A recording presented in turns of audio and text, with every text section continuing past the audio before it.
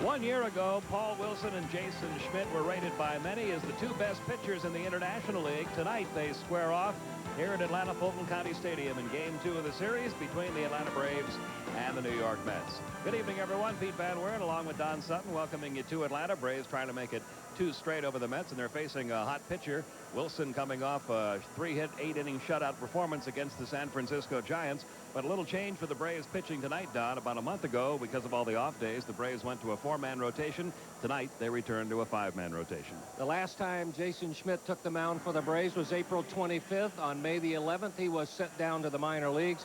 Here's one of his outings against San Diego. That's the Jason Schmidt-type fastball you may be seeing tonight. He wasn't sent down to Richmond for punishment. As Pete pointed out, it was just he was getting no work, so they wanted him to go down, work on a changeup, get some work. He made 4 great starts, including a one-hitter his last time out. I don't think, Pete, I think he took it very well. I think it was explained to him very well. You only have to look at the numbers and the 4 guys in front of you to realize that there's going to be an opportunity here someday, but you better make the best of it right now and get ready when it comes along. Of course, to make room for Jason Schmidt, the Braves had to make a roster move, and they did so just before the game, placing the injured Mark Lemke on the disabled list, retroactive to the date of his injury. He could return, though, as early as next week. We'll be back with the starting lineups and all the action from Atlanta right after this.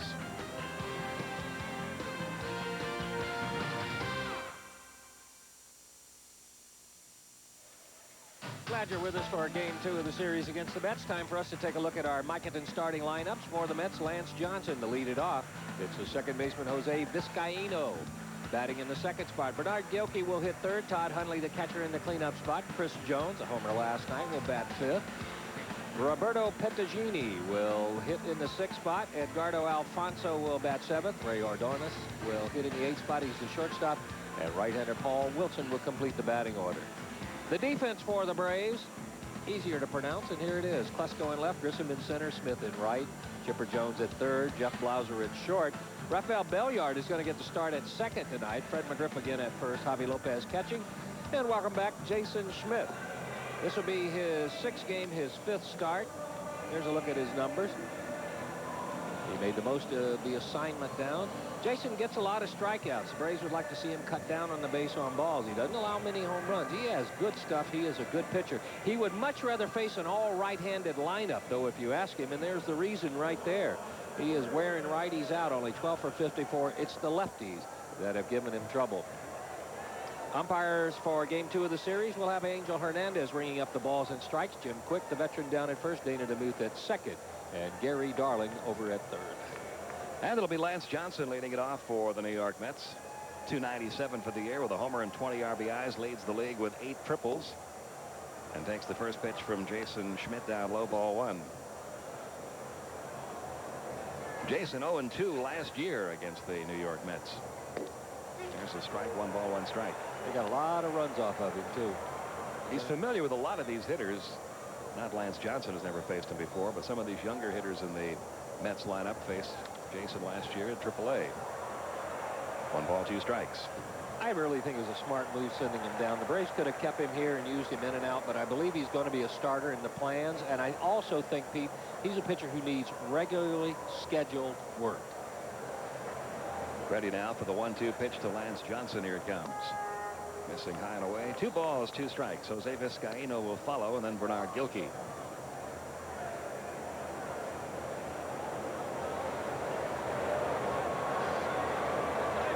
Two on the way, and again it's upstairs, and the count full now. 3-2. Part of that being Wild High, maybe a little excitement, getting back here in a big league uniform and pitching in front of a lot more fans here. On the ground to short, Jeff Blauser gloves it. On to first in time, Johnson retired. 1 away, and that'll bring up Jose Vizcaino. Schmidt's been in 5 ball games this year. 2 of them at night. He got banged. 2 of them in the daytime. He got banged around an earned run average of over 8, but he's pitched well at night. 1-0 with an earned run average of just over 3. Vizcaino having a good year. 324. That ranks 9th in the National League. Was hitless in the series opener last night. A come-from-behind victory for the Braves. Game 1 of this series. Late on the fastball, 0-1. Braves now have the best record in baseball, 37-18. They're 5.5 games up on Montreal. Mets are dead last in the East, 14 games behind now. Into shallow left center field. Long run for Marquise Grissom. Can't get to it. Base hit for Jose Vizcaíno. And the Mets have the first base runner of the night. Now Bernard Gilkey having his best year. 312, 13 homers, 48 runs driven in. 7th in the league in RBIs. Strange how the fates of baseball go. The Cardinals got rid of Gilkey. He comes over here. He's tearing up the league. Cardinals signed Ron Gant to a 5-year contract. He's been injured for much of the season. Hasn't contributed much of anything.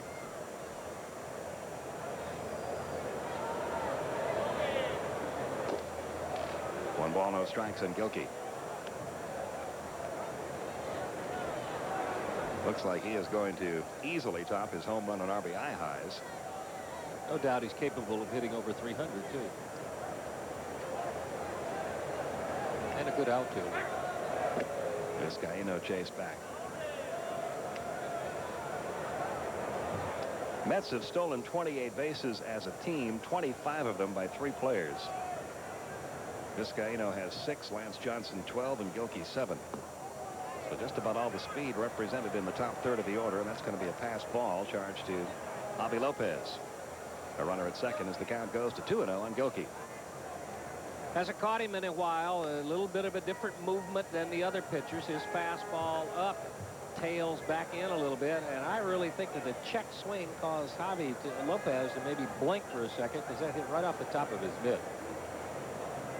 2-0 now on Gilkey with Vizcaíno down at second. That'll be out of play, and the count 2-1 on Bernard Gilkey.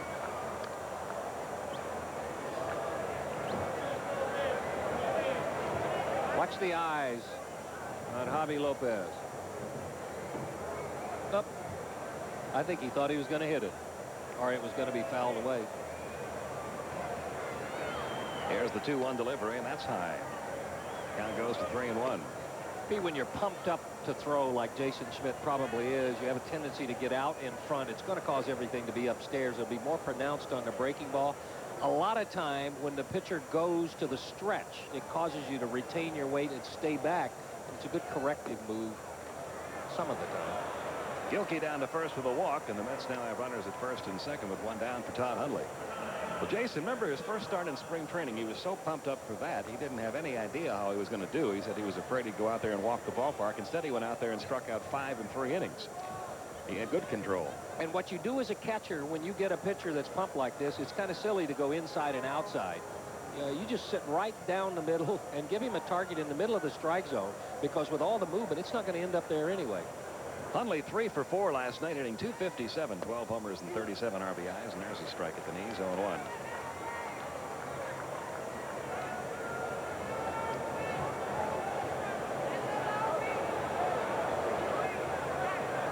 Runners at first and second, 1 out here in the top of the first.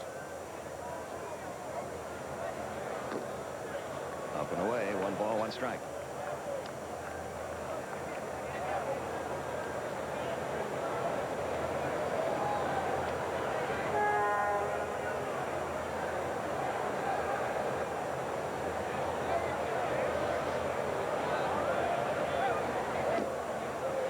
Missed outside, the count 2-1. Jason's last start before his call-up was a gem. He faced the Yankees AAA affiliate Columbus, went 7 2/3 innings, allowed 1 hit, struck out 11.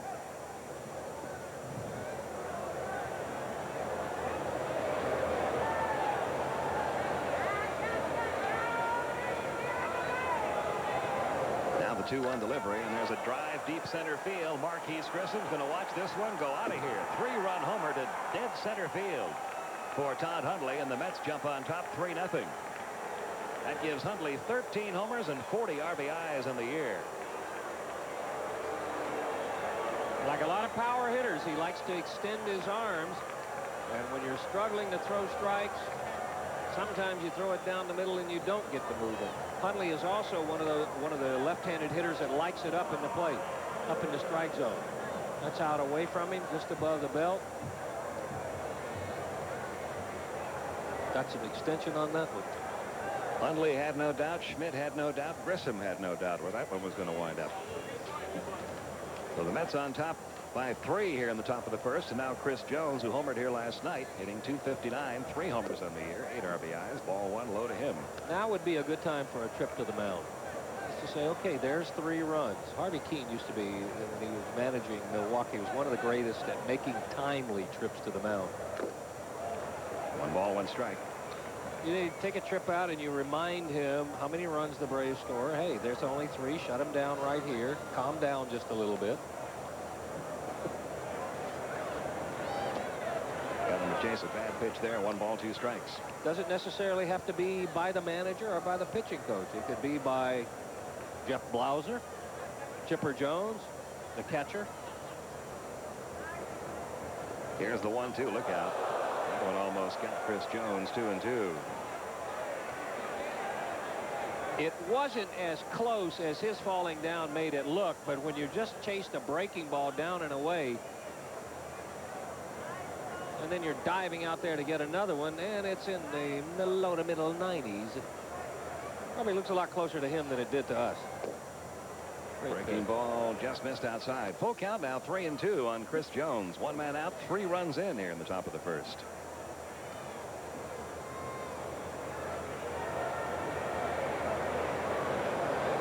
The 3-2 on the way, and he walked him.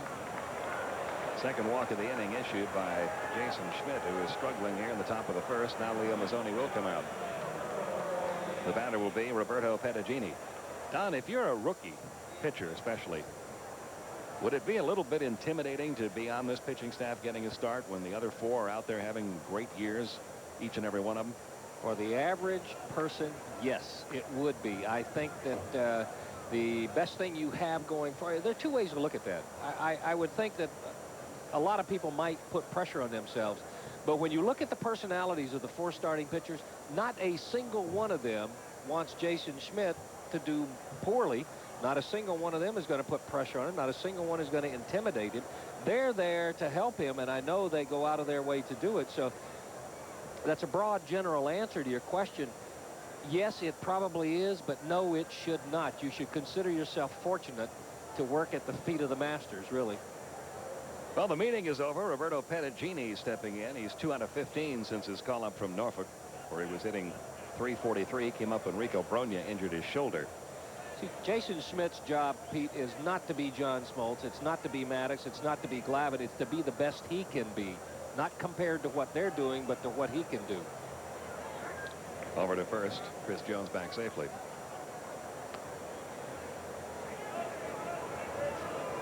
I understand exactly what you're saying. I just wonder if Jason feels that way, or if he doesn't, if a young pitcher, a rookie pitcher especially, doesn't come up here and say, my goodness, I've got to go out there and pitch just as well as those other 4 do if I want to keep my job. Well, if those fears haven't been allayed somewhat, if he does have them, somebody's not doing their job. 1 ball, no strikes on Pettigini.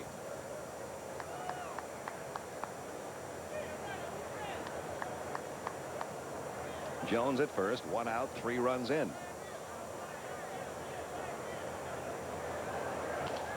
Maybe a double play will get him out of it. Blauser to Belliard. On to McGriff for a 6-4-3 double play, and that ends the top half of the first inning. The 3-run homer by Todd Hundley, doing all the early damage. 3-0 New York as we go to the bottom of the first.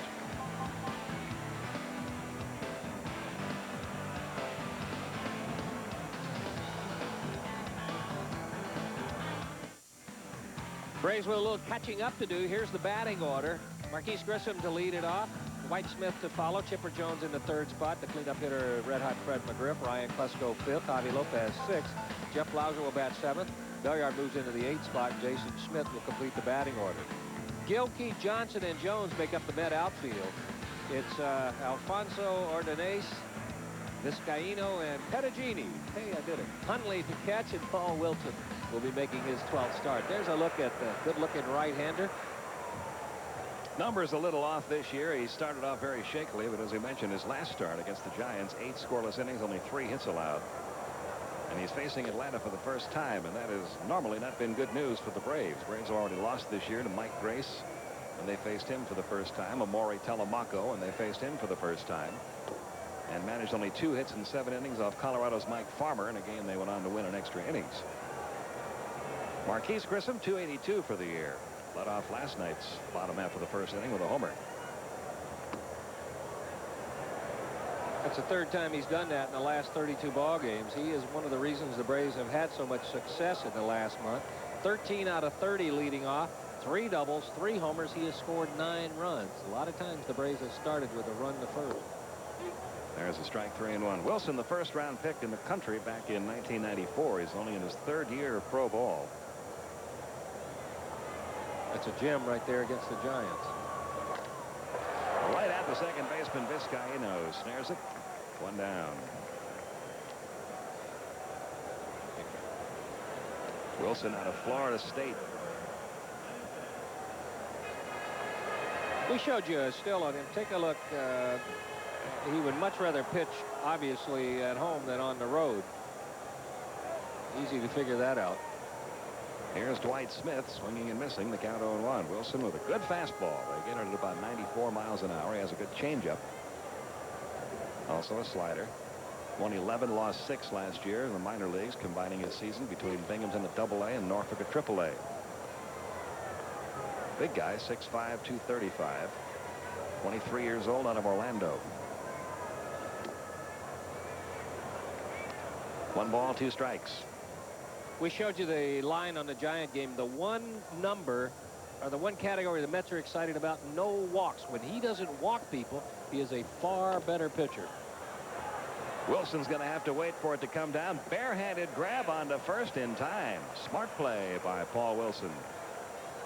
That fraction of a second it might have taken to get the ball out of his glove over to first. Avoided by the barehanded grab. It's a gambling play. It's a do or die play. You know, if you catch it in your glove, you're not going to throw him out, so you take a shot. If you drop it, it's a base hit anyway. Good play on the other end, too. Did you see how he set himself to throw before he caught the ball, too? So he had already started his throwing motion before the ball was in his hand. Now Chipper Jones right at 300. Line drive, base hit left field. The number 1 pick in the country in 1990 singles off the number 1 pick in the country in 94. And the Braves have their first base runner. That'll bring up Fred McGriff, hitting .340, 15 homers, 49 RBIs. First release came out today on the All-Star balloting, and right now Fred McGriff has a 17,000 vote lead over Jeff Bagwell for the starting first baseman spot for the National League All-Star team. Other Braves not faring quite so well, though. No, they aren't. Off the end of the bat, the count 0-1. Are you a little surprised by that? A little bit, yeah, the way the Braves have played. Javi Lopez is 3rd behind Mike Piazza and Benito Santiago in catching. Second base, Biggio 1st, Sandberg 2nd, Lansing 3rd, Lemke 4th. Lauser 5th among shortstops. Barry Larkin leads there. Chipper Jones 3rd among third basemen behind Matt Williams and Ken Caminiti. And the 3 top outfielders right now, Barry Bonds, Tony Gwynn, and Dante Bichette. David Justice 4th, although he's out for the year. Ryan Klesko 8th. Marquise Grissom 16th. That really surprises me. Chipper Jones chased back. Up a balk called against Wilson. That'll move Chipper Jones down to 2nd.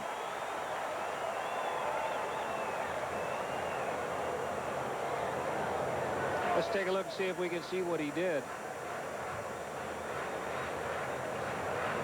Got him going up.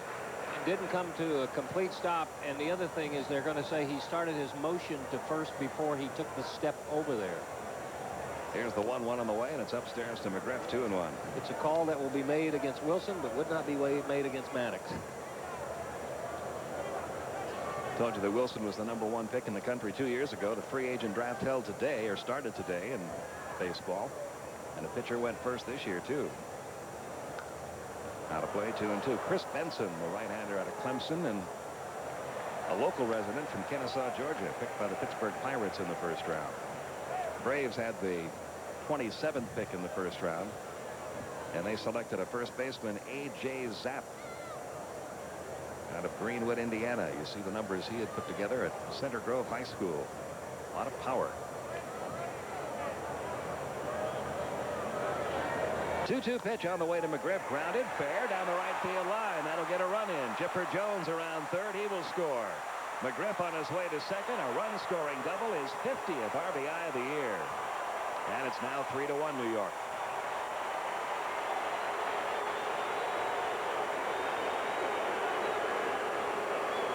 Because Wilson is a little bit of a slinger, he throws his breaking ball uphill, gives McGriff a little bit longer look at it. It stayed upstairs. That's just inside the bag. Easy for Chipper Jones to score from second. And the Braves now trail by 2. 14th double of the year for Fred McGriff, and the batter will be Ryan Klesko. Klesko, the hero last night with a run-scoring triple that gave the Braves a lead they would never lose. Now hitting .284 for the year.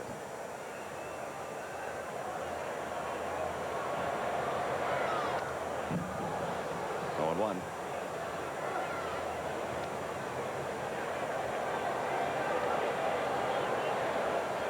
Ryan heard we were taping this, so he wanted to get in on the act, considering he's been on a roll. That's a reminder grip. Takes a strike, the count 0-2. When you see a guy take a, it's like putting an additional knob on the bat, Pete. Sometimes I don't think he's using it here, but it's a reminder that you want to choke up so you can slide your hand down against that roll of tape, and it feels like you're right down on the knob. Not using that particular bat this at bat. This is the one he wants the bat extender for. 1-2 to count. Sometimes you'll also see hitters who grip it way down over the end. They'll put a reminder grip in there as to someplace they want a certain part of their hands to fit.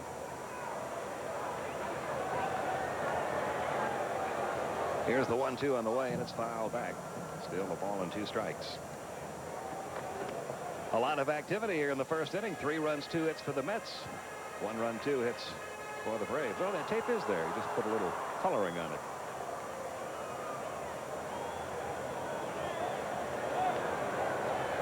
Two men out. McGriff down at second.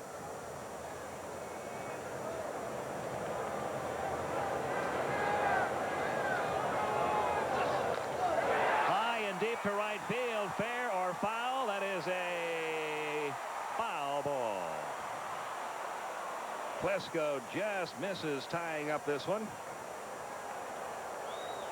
Now, we talked earlier about going out and have a talk with your pitcher. It's a good time for somebody to do it. And here comes Todd Hundley. And one of the things you might want to say to him is that I believe we might want to jump the breaking ball to lefties for a little while.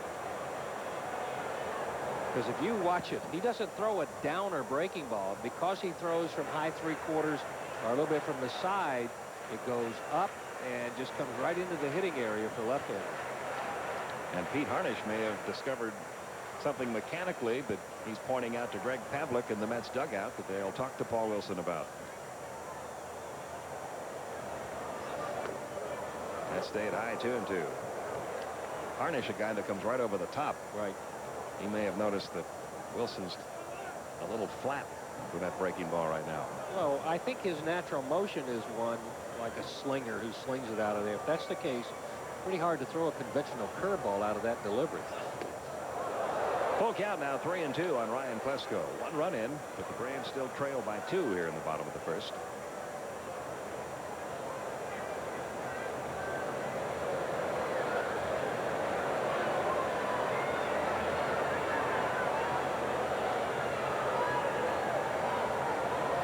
Here's the 3-2 offering. Line into right field, headed toward the corner, should get another run in. Here comes McGriff around third. He'll score.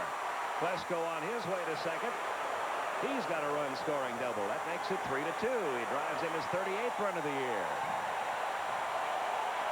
And again, the Braves doing some damage here after 2 men were out in the inning. Count may have gotten him this hit, 3-2. It's not a right down the middle pitch, but he knows there's a pretty good chance he's going to get a strike. He pretty much has got to feel like Ryan Klesko does, that he took the curveball out of his repertoire with that almost home run. 6th double of the year for Klesko, and now the batter will be Javi Lopez. Hitting .287 with 8 home runs. 0-1 the count.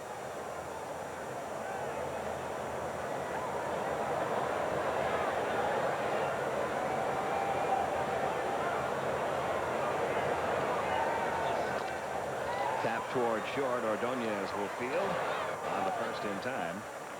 That's it for Atlanta. Well, the Braves got 2 of them back here in the bottom of the first. A lot of activity in the first inning tonight. 3-2 Mets after 1.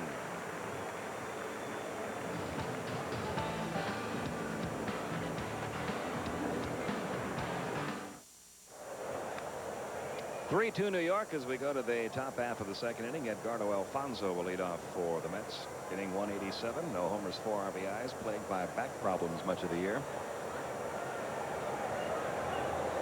And the first pitch on the way from Jason Schmidt is high, ball 1.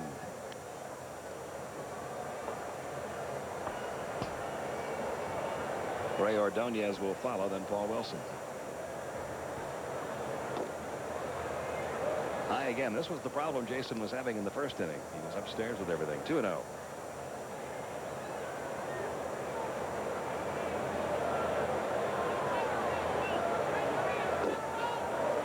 Two and one.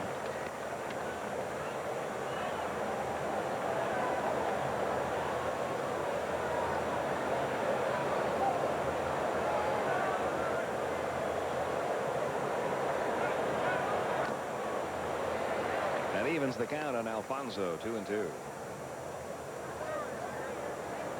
Here's a look at Jason Schmidt. Draw a line straight through the center of the rubber to the plate, and if you mentally, and you'll see he lands on the third base side of that line.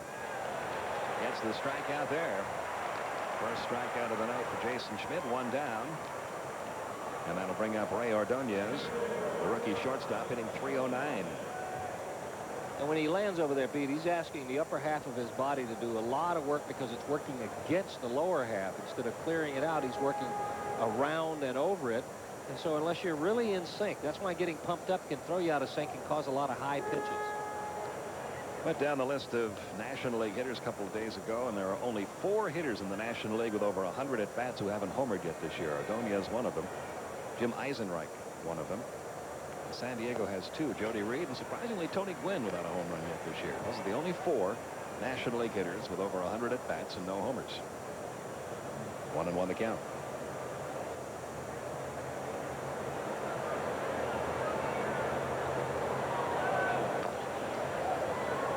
One ball, 2 strikes.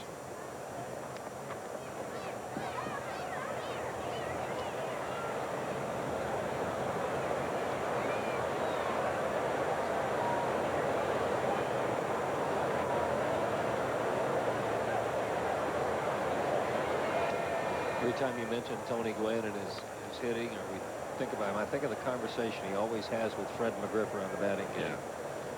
Yeah, if I wanted to, I could hit 30 homers. Fred McGriff says if all I hit was singles, I could hit 400. There you are. Here's the 2-2. Just missed outside. 3-2. Now Jason Schmidt is making some good pitches, a bit more under control, still stepping a little bit toward the third base side, but he's in sync now. He's not out of sync with the upper and lower half of his body, so he's making some good pitches now. Here's the 3-2 on the way. Grounded out towards second, right at Belliard. On the first in time, 2 down. Belliard getting the start at second base tonight. Mark Lemke, in case you missed the open tonight, placed on the disabled list, but it won't necessarily be for 15 days. It's been backdated to the time Mark was injured, so he's actually eligible to come off in about 4 days. But they're talking now about the series in New York next week is the most likely time for Lemke to play again. Here's Paul Wilson, 2 out of 22 with 13 strikeouts this year. Up 5-1.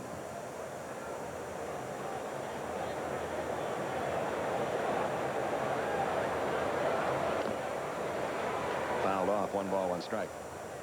Speaking of Mets name Wilson, read a neat story about Mookie Wilson there. Former star outfielder the other day. He had promised his mother that he would get a college degree someday. And after his baseball days were over, he did go back to college, got his degree. About 20 years ago, when he made that promise.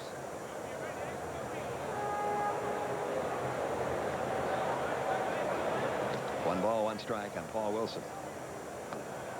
1-2 the count. We've seen that from several athletes last year or so. Another fairly well-known football player promised his mom he would go back to the University of Florida, and Emmitt Smith did. Got his degree too. Here's the 1-2 now to Paul Wilson. Strikeout number 14 in 23 at bats for Wilson. Strikeout number 2 of the night for Jason Schmidt. A much better inning. 1-2-3 go the Mets. 3-2 New York. as we go to the bottom half of inning 2.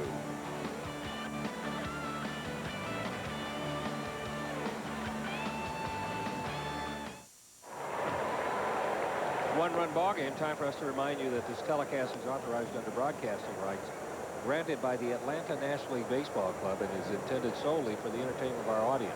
Any publication, rebroadcast, retransmission of the pictures or descriptions of this game without the express written consent of the Atlanta National League Baseball Club is prohibited. Glad to hear that. Yes. Would not want to be involved with something that was not authorized.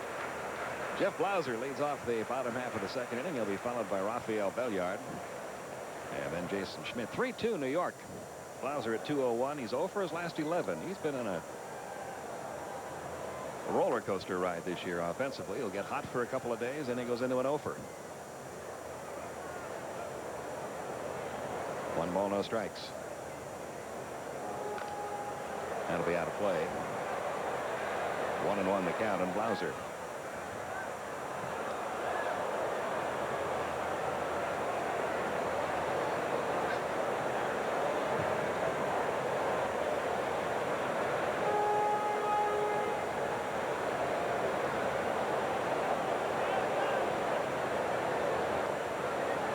Breaking ball there. A ball and 2 strikes. That looked like his changeup over the top of it. Got some movement down and in on Blauser. In the air, straight away, center and deep. Back goes Lance Johnson. He's there for the catch, 1 down. You know, he's seen a couple of pitchers who have done this, who have started out like this in their career, but when you're the #1 pick in the country, as Paul Wilson was, they expect you to, at whatever level they put you at, to be successful. And he was not really all that successful. His first year, 1994, he split up between the Rookie League Mets in Florida and the Port St. Lucie Mets in the Florida State League. He was 0-7. But they moved him up to AA the next year, and he went 6-3, and then 5-3 at AAA, and here he is. That's a generalization I think clubs make all too often, Pete, and I think one of the reasons is that pitchers mature at a different rate at a different age depending on the person. Some may not hit their stride till 26. You may have to be very patient with some. Some may come out of high school and college ready to go. I think, too, when you sign a guy in June out of college, he may have already pitched 150 innings that year. And if he was at FSU, there was a good chance he had logged a few. 2-1 the count now on Belliard. Rocky at 139. He's driven in 3 runs this year.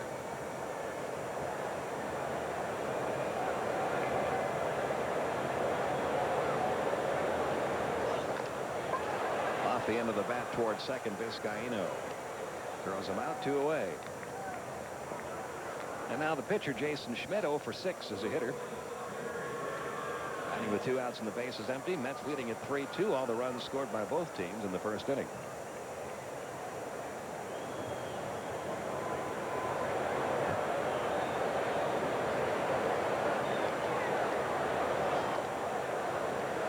A ball and no strikes on Jason.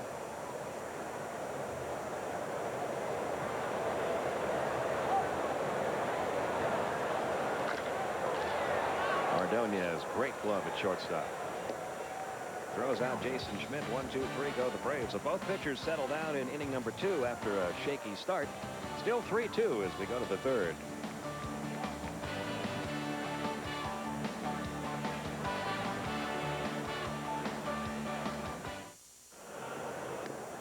See what Rogaine can do for you. And speaking of Rogaine, it's time for us to take a look at our Rogaine leaderboard, our category National League RBI leaders. And the reason we want you to look at that is there are a couple of participants in tonight's ball game. McGriff has added his 50th, and Gilkey will be hitting in this inning. And that's a look at our Rogaine leaderboard. Mets leading at 3-2. Lance Johnson, Jose Vizcaino, and Bernard Gilkey do up against Jason Schmidt. Johnson grounded out to short in the first inning.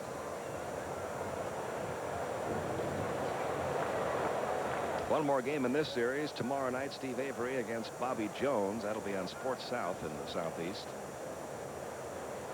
Off day on Thursday. The Braves will be in Colorado over the weekend. Greg Maddux pitches Friday night against former Brave Marvin Freeman.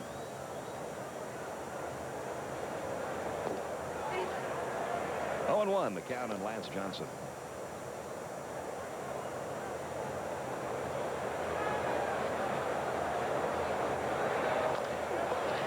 to center field for a base hit. That's number 3 off of Jason Schmidt.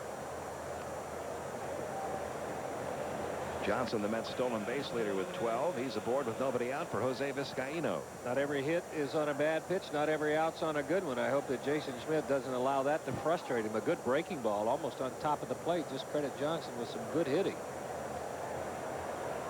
Vizcaino, a base hit in the first inning in this one. Now hitting .328 for the year. He had a string of 9 consecutive hits back at the end of April. That's center record for the Mets. 3 shy of the major league record. Showing bunt, taking a strike, 0-1. Mike Covage runs through the signs.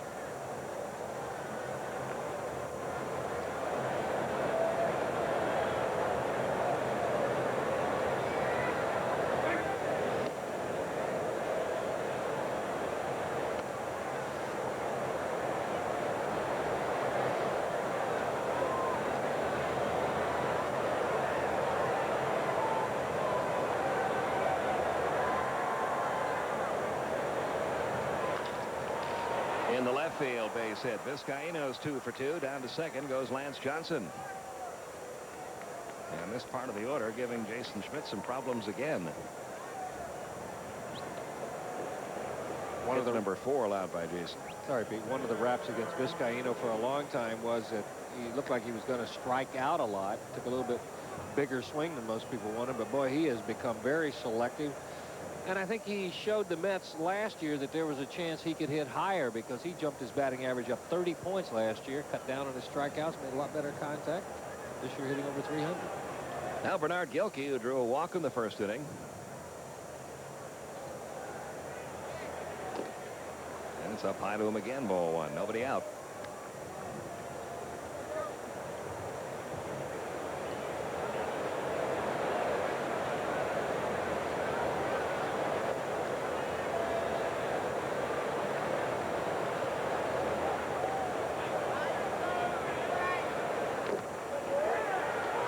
Strike and Gilkey.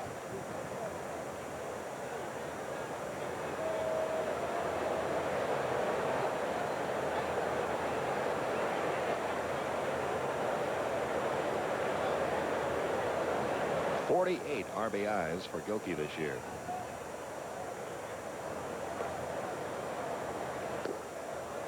Just a little bit high. 2-1. It's funny, you think of him in that Cardinal lineup, and you don't think of him as a guy you would count on to drive home your big runs or to hit 400 runners in scoring position. He got overshadowed by some other names there. Maybe never got the opportunity.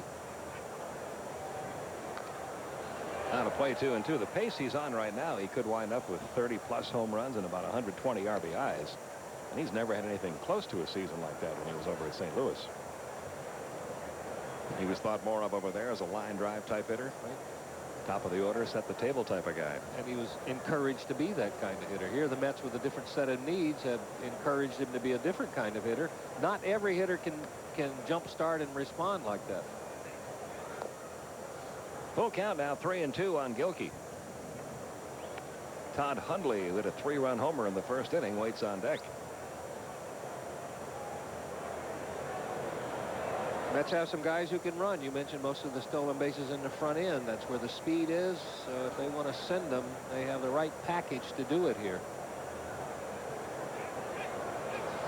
Runners are moving. 3-2 pitch, drilled down the left field line, hooking foul. Gilkey just missing a 3-run homer. And that's going to get the Atlanta bullpen up. Mike Pilecki begins to throw.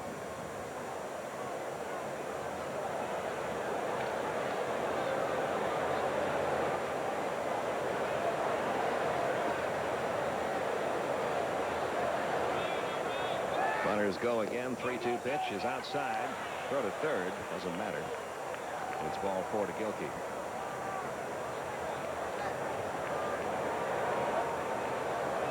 So now the bases are loaded for Todd Hundley, who came up in the first inning with runners first and second and did that straight away. Center field, 3-run homer.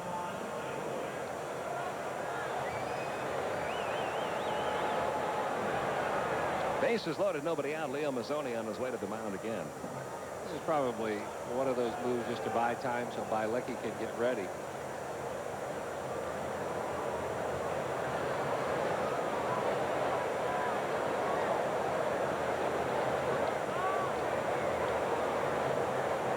Braves have not had many games like this where their starting pitcher has been in this much trouble this early. And it's certainly not the type of game they wanted Jason Schmidt to come back and get into. He's coming off of such good outings at AAA and in such a great frame of mind that if you're the Braves, you wish for him to come out here and have maybe a 5 or 6 good innings, and then you'll take your chances after that. Hundley, a 3-run homer in the first, now has 13 homers, 40 RBIs for the year. Nobody out, bases loaded. In for a called strike 0-1.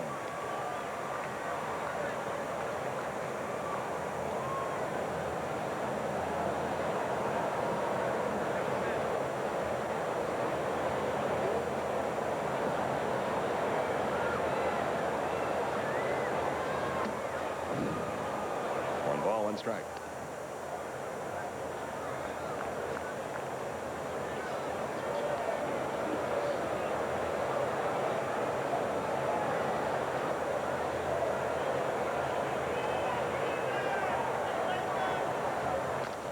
On the ground and into right field for a base hit. That gets Johnson in. Vizcaíno around third. Here comes the throw home by Dwight Smith. It'll be late. 2 more RBIs for Todd Hundley. He's driven in 5 runs already.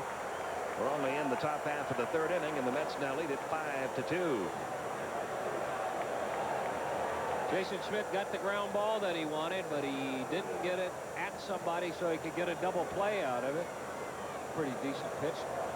That's up in the strike zone, right over the top of it. When I first saw it from here, I thought it was more away. Good base running by the Mets, too. Here's the throw close at the plate, but watch Gilkey. He never hesitated. Maybe we don't have a shot. He never hesitated, and he ended up on third. When he saw the throw headed to the plate, he just kept on going. Good base running. Hundley matches the career high with 5 RBIs tonight.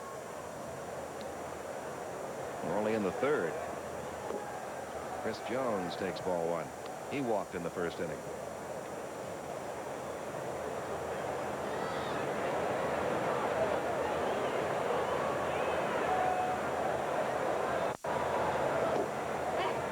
Take that back on Hundley. He had a 7 RBI game earlier this year against the Giants.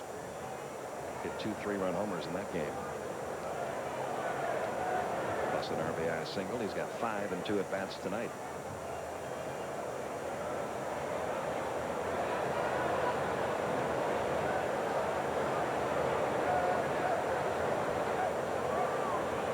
One to Jones. Strike in the outside corner. 1-2. 5 runs, 5 hits for New York. 2 runs, 3 hits for the Braves. We're in the top of the 3rd.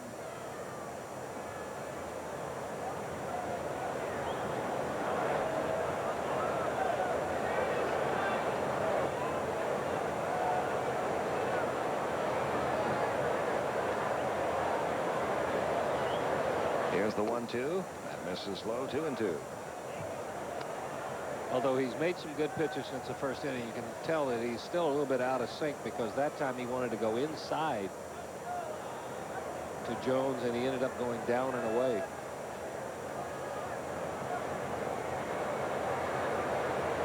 The 2-2 offering. Lined right at short. Blauser has it.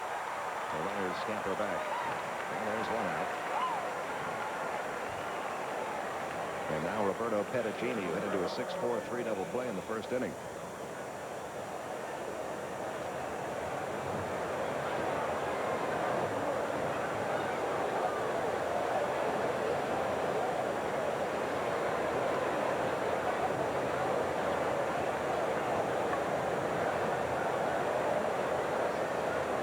Show you how good the Braves starting pitching has been. This is only the 3rd time in the last 19 games they've given up as many as 5 runs.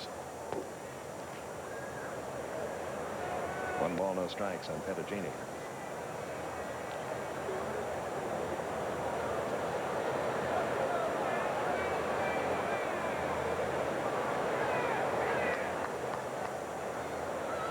This day and age, a 260 earned run average by a staff is virtually unheard of, isn't it? Absolutely. Braves have a better ERA right now than their team record, which they set back in 1968, and that's when everybody had an ERA under 3. That was the year Bob Gibson had that 1.12 earned run average. Down the left field line, 2-1 now on Pettigini. Right now, if you're Jason Schmidt, and this may be a backwards way of thinking, but if you're Jason Schmidt, you have nothing to lose right now by trying to experiment, throw as hard as you want to, work on some pitches. You're down 5-1.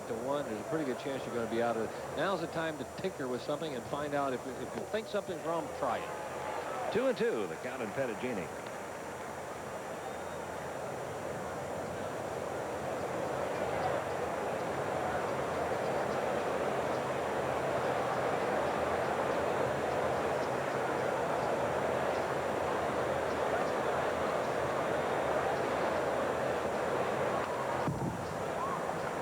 Still 2 balls, 2 strikes.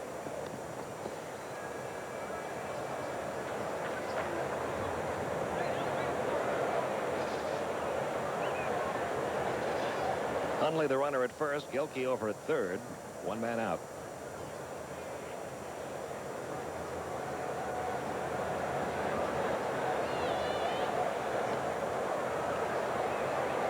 Here's the 2-2 offering. Little tap off to the third base side of the mound will be fielded by Chipper Jones. Only play is on to first in time. Another run is home as Bernard Gilkey scores to make it 6-2. Credit that run to Gilkey's good base running, too, on the base hit. He could have very easily stayed at third because it was a hustle. At second, it was a hustle play to get him at third. But because he had his eye on the ball, watched the throw go all the way to the plate, was able to make it and score on the out. That's good base running. 2 gone now. Runner at second for Edgardo Alfonso, a strikeout victim his first time up. And takes a strike here on 1. See, if you knew which run in the game was going to be the most important one, you wouldn't have to worry about little things like that. But you never know when you steal a run like that. That may be the deciding run in the ballgame. 1 ball, 1 strike.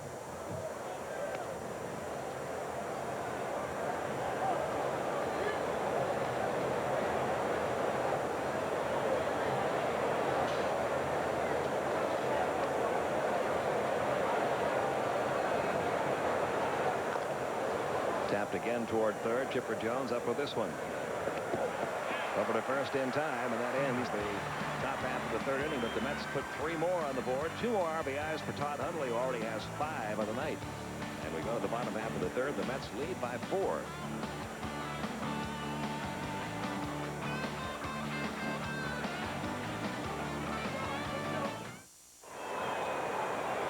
We go to the bottom half of inning 3. Mets on top now 6-2. In the top of the order for Atlanta, Marquise Grissom, Dwight Smith, Chipper Jones. Beautiful night here in Atlanta. We had rain, especially north of the city, for much of the morning. A very pleasant night here tonight. Grissom lined out to second in the first inning. Takes a strike on 1.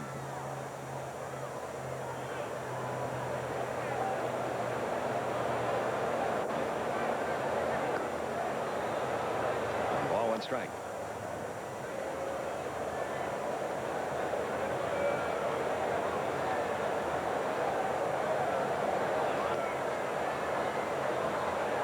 Two and 1 the count. Wilson gets a lot of movement on his fastball. Looks like when he keeps it down in the strike zone, he gets more movement. Should be a ground ball pitcher. That'll be out of play off to the right, 2-2. Dallas Green, the Mets manager, talking about Wilson's last start, said that was the first game that he looked like a pitcher and not just a thrower. He really pitched well. Oh, when they talk about Isringhausen and this guy, they like the mature attitude that Isringhausen already has. Ooh, that may be a gift. They like the mature attitude of Isringhausen. It's almost like he came into the pros already. Maybe he was a pro when he was 12 years old. They just didn't start paying him until he was 21. But with Wilson, they like his stuff, and they think that he will mature as a professional. Leadoff walk to Marquise Grissom.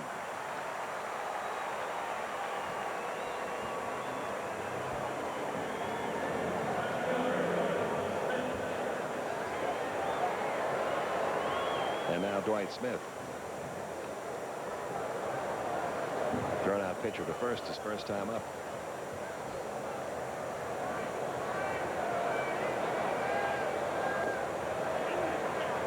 And he takes ball one. A lot of ball clubs, Pete, you watch them and you see down 6-2 or 4-0 or 5-1. You can see them phone in the rest of it. But you never see that attitude with the Braves. And when I watched the Braves this year and the last half of last year, I'm reminded of the 1982 Milwaukee Brewers. And Harvey Keene would say if you got down 2 or 3 runs in the first or second inning, he'd come out to the mound and he'd tell you, hey, what's the score? And you say it's 4-0. They're leading. He said, well, the way I figured, they're still down by 3. Let's get some runs.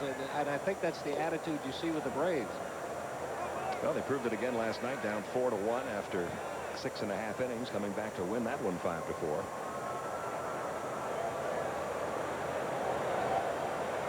Two-0 pitch to Dwight Smith, and that's high, 3-0. All of a sudden, Wilson having trouble throwing strikes here in the bottom of the third.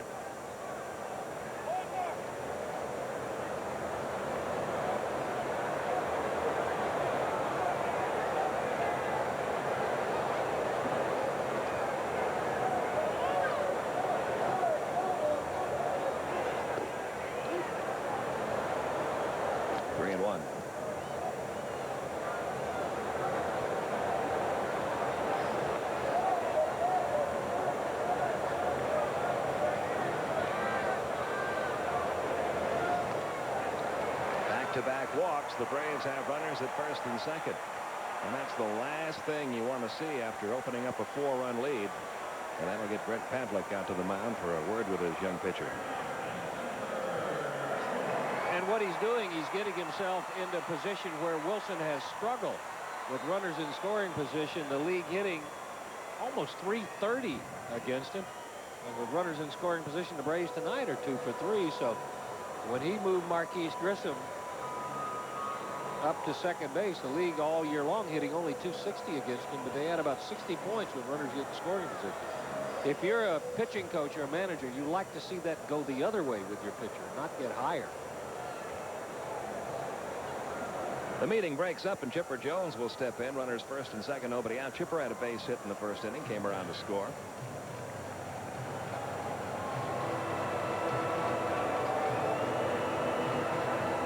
Now at 303 for the year.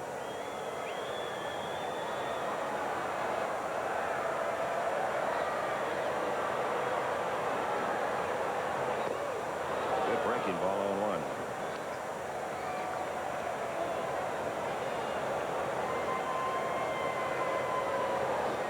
Might be like tonight might be one of those WCW battle royals. Last man standing is going to win it. 0-2 the count on Chipper Jones. 2 good change-ups from Wilson. A pitch we haven't seen him have good control of tonight, but he certainly wasn't controlling the fastball. It was one of those desperation moves, nothing to lose, and it's turned out well for him.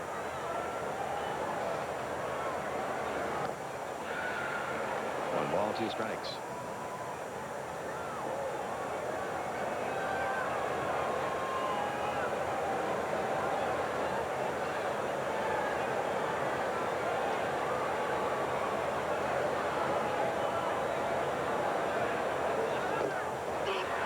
That's all for Chipper Jones at the knees. He's caught looking. First strikeout of the night for Paul Wilson, 1 down. And that'll bring up Fred McGriff. And whatever the Mets pitching coach came out and told Wilson, you kind of like to get a tape of it and sent it out to Jason Schmidt. That was a perfect pitch. Set it up with some change-ups, good mechanics, good delivery, good spot. No argument from Chipper Jones. Now Fred McGriff, who doubled in his 50th run of the year. Back in the first inning.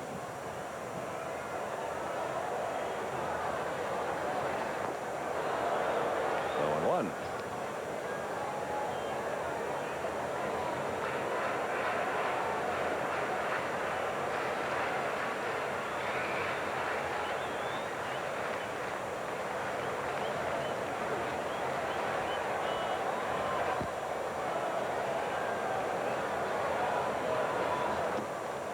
Low and inside, 1 ball, 1 strike.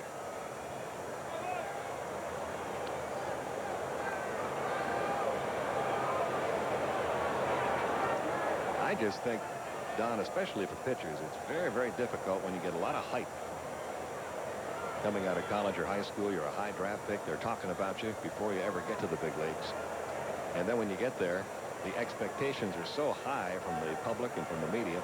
I mean, if you look at the Braves rotation right now, all 4 of those guys struggled their first year in the big leagues. And it's an artificial set of expectations. It's done by somebody other than the person themselves. And have you noticed, does anybody ever really get around to asking the guy what he expects to do? It's automatic. And like right now, there's a guy right there going through it this year, Greg Maddux, whose earned run average is just slightly higher than last year. But now everybody's wanting to know what's wrong with Greg Maddux, because he has set his standards, and what he's done is set the expectations of all of us so high that right now people think he's struggling. Greg Maddox's first year in the major leagues, he was 6-14 with Chicago. John Schmidt seated alongside him. He was 2-7 with an ERA of over 5 his first year with Atlanta. Tom Glavine's first full year in the big leagues, he was 7-17. And Avery got lit up like a Christmas Yes, tree. he did. No offense, Steve. Into right center field, Marquise Grissom will score at 6-3. Down to second goes Dwight Schmidt. RBI number 51 for Fred McGriff.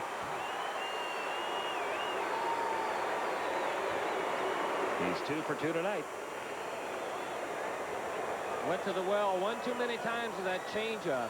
McGriff, after seeing 2 or 3, decided, well, I'll take a look and look for it. It was down in the strike zone, but got a lot of the plate. And walks will haunt you, especially coming after you've just been given a big lead to play with. Ryan Klesko, an RBI double, his first time up. Braves now with 4 hits off Wilson. This one popped up foul over near the Mets dugout. Alfonso giving chase, but runs out of room.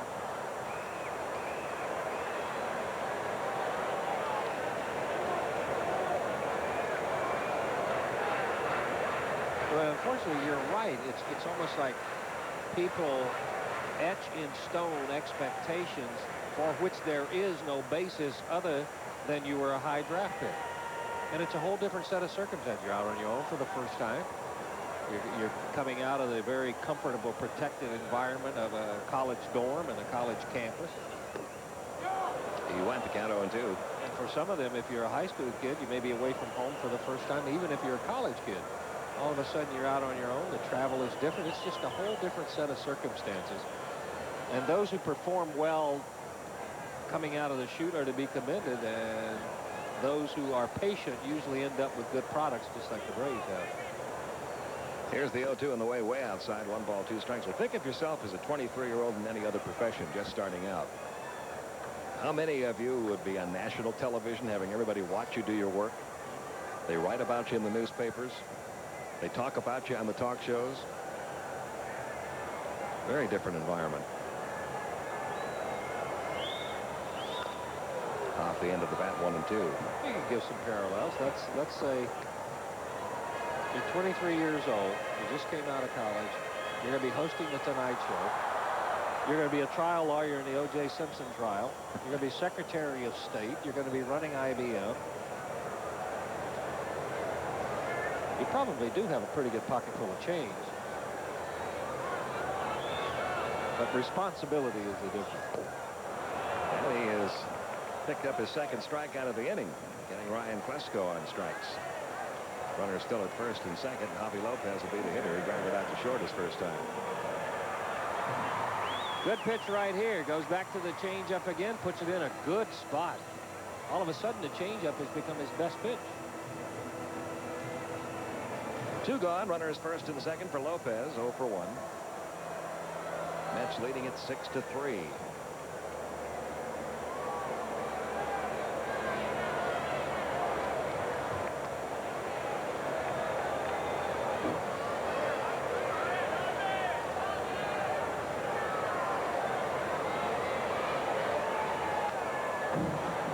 Green had a good cut on 1. Want to see if we can steal a sign?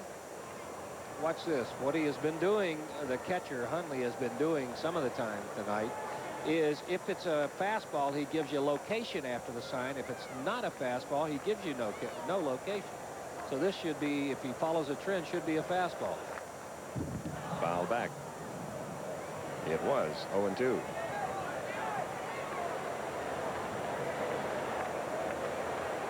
A lot of ball clubs look for stuff like that.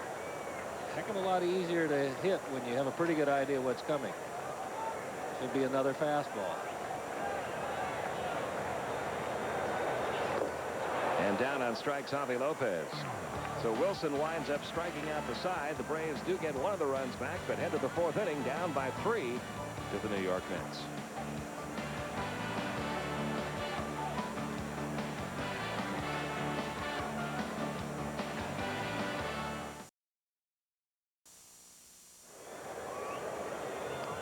Time for tonight's Aflac trivia question before we head to the 4th inning. Here it is. Which 3 Mets have had their number retired? We'll have the answer for you bottom half of the inning. Well, we'll see what kind of an inning it'll be now for Jason Schmidt. 3 runs in the first, a 1-2-3 second, 3 runs in the third. Here we go in the 4th, Don. Bad news, good news, bad news. It should be an inning for good news. Ordonez will lead it off, Wilson to follow, and then the top of the batting order. You see the line score. Still a ball game as far as the Braves are concerned. But outside, 1-0. First time up, the Mets shortstop grounded to second. Well, Bone starts to throw in the Braves pen. In the air to right. White Smith's got a bead on it. So the 4th gets off to a good start. Fly ball to right and 1 out. And here comes Wilson, the pitcher.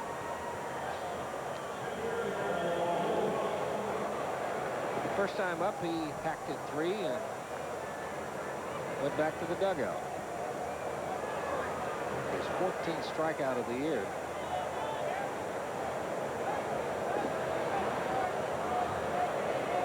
His batting average approaching the Hank Gary line. It's the Mendoza line for the regulars. No balls, 1 strike. 2 out of 23, but with a couple of RBIs. Good fastball from Jason Schmidt. 0-2.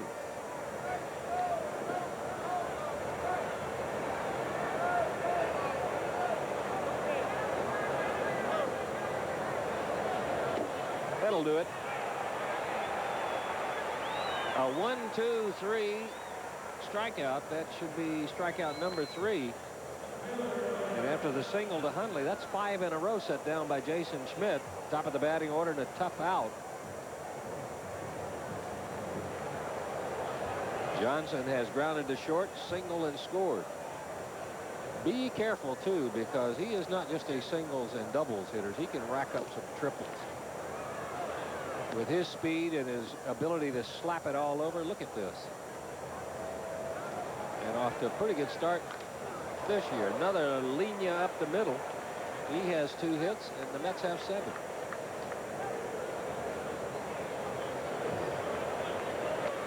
It's been the first 4 in the batting order that is. Yeah, this top part of the order has been very, very tough for Jason Schmidt. 2 hits for Lance Johnson, 2 hits for Jose Vizcaino, 2 walks to Bernard Gilkey, and 2 hits and 5 RBIs for Todd Hundley. And that completes the hit total.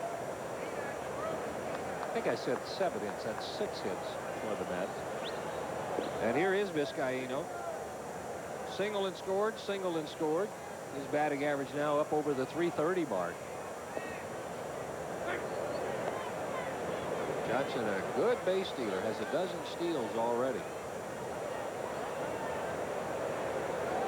6-3, top of the 4th inning.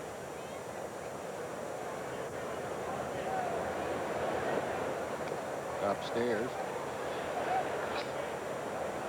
But right now, if you're Jason Schmidt, you can ill afford to be overly concerned about Lance Johnson.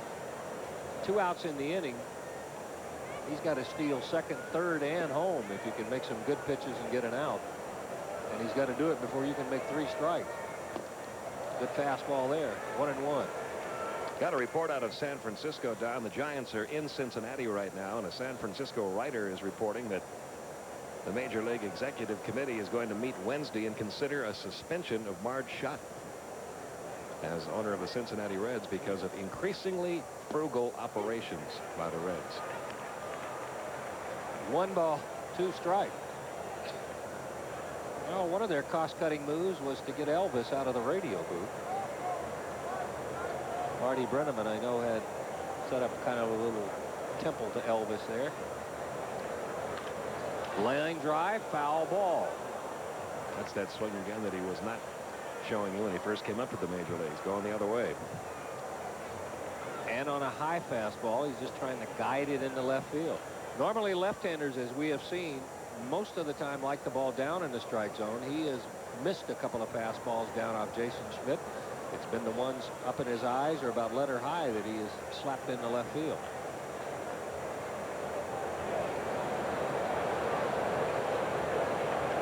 Increasingly frugal, huh?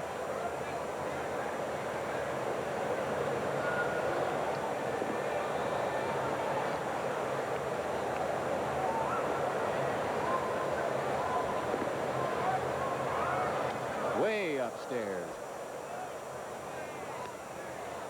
It looked like Jason Schmidt said, I'm going to put him away with 1 pitch and reach back for a little extra. And the launch trajectory, a little high. Almost all the way to the backstop for that one. 2 balls, 2 strikes. Lance Johnson looked like he was measuring him to take off on that pitch. He's got a good lead now, and he's going. Not going to get him. Chalk that one up to Jason Schmidt. He had a running jump. He'll stand at second with 2 gone. Full count on Jose Vizcaino.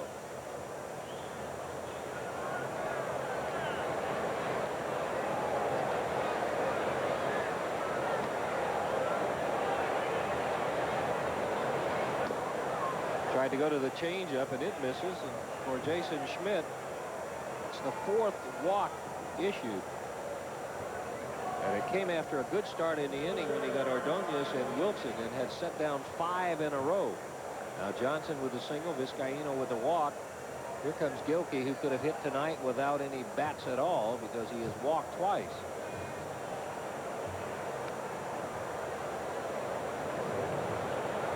Jason Schmidt's 3rd hitter up. That time the phone call to the bullpen made by the boss himself, not the pitching coach. Into the screen, it's 0-1.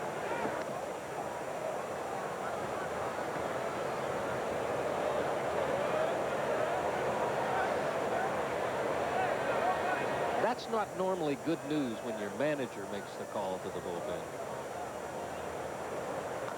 On the ground and a base hit. A run will score.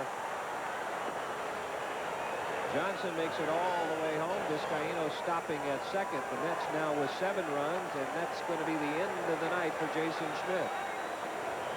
Gilkey picks up his first RBI. Twice tonight Johnson has scored runs. Tell you what that call was about. You saw Ned Yost come in and talk to Eddie Perez out in the Braves bullpen. As you look at the base hit again by Gilkey driving in his 49th run, we're going to have a double switch made here. Perez is going to come in and catch, and Pedro Borbon will come on to pitch. So a double switch will be made and the end of a long return for Jason Schmidt.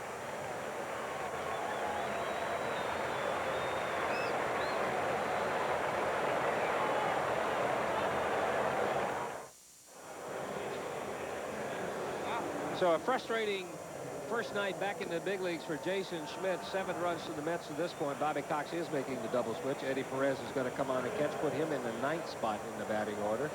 And the new Braves pitcher, Pedro Borbon, he will hit in Javi Lopez's spot. A look at the numbers for Borbon to this point. 9 ball games. He has yet to allow an earned run. Only 2 hits in the 8 innings work, 4 strikeouts. One of the reasons you have to double switch this early is it costs you one of your RBI men, is that you would like to have Borbon get you somewhere to the 6th, 7th inning with a chance to get back into the ballgame. Right now the Braves trail it by 4. Borbon will try to get out Hundley. Hundley a homer, a single, 5 RBIs. And he has been red hot against the Braves since they came into Atlanta.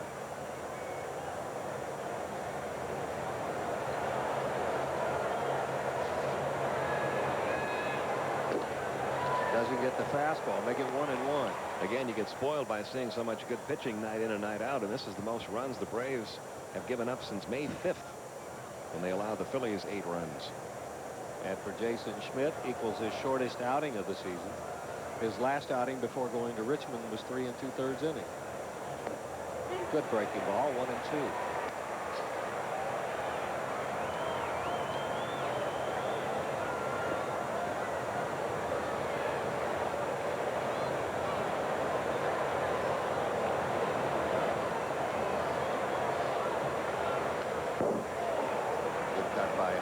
Still a ball and 2 strikes. I think there are times when you're a pitcher and you have a game like this, Pete, you need a kick in the seat of the pants, you need a tongue lashing, you need a jab or something. But right now, Jason Schmidt needs a friend in his corner. 1 ball, 2 strikes.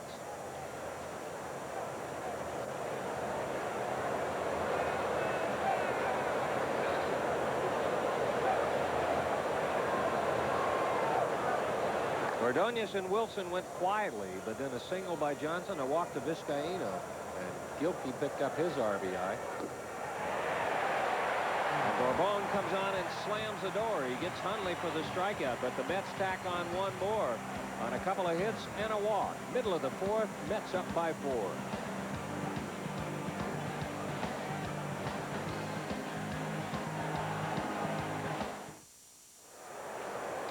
Before we begin the bottom of the 4th, the answer to tonight's Aflac trivia question: which 3 Mets have had their number retired? 2 managers, Gil Hodges and Casey Stengel. 1 player, Tom Seaver.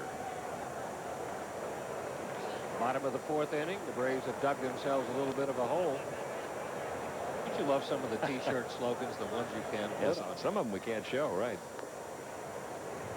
I always wonder how some people get the nerve to wear some of the T-shirts they do.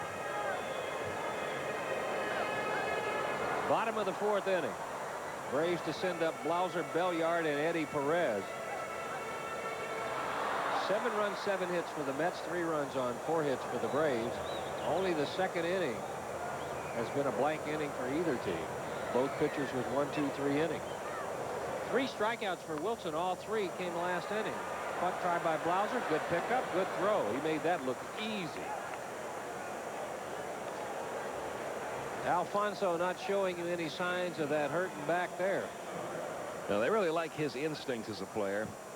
And he was right on top of this bunt attempt by Blauser. Made the barehanded pickup, the throw on to first. Third base, a position that the Mets have been having some defensive problems with Jeff Kent over there. He had made 12 errors at third. So Alfonso's been in there the last couple of nights. So with the strikeout of Klesko, the strikeout of Lopez, and the ground out of Blauser, Wilson has now set down 3 in a row, and he almost nicks Belliard with the fastball. Belliard last time up grounded to second. He's 0 for 1.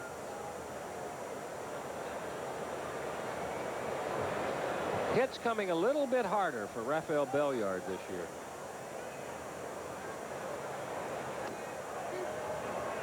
And when you're struggling, it seems like the strikes are right there.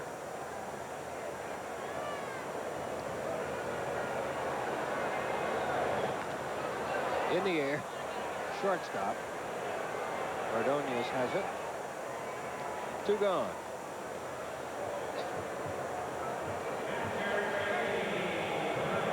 Jason Schmidt would rather not see the Mets maybe again this year, and maybe not ever. In 3 ball games, only 6 innings, 16 earned runs. So unfortunately, on the nights that he has struggled, it seems like it's been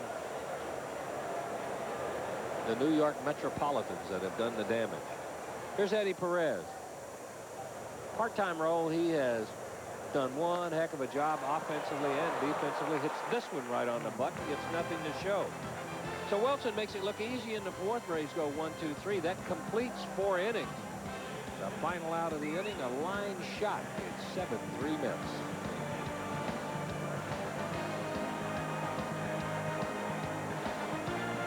State pushed the pitch to Jones. A strike over the outer edge.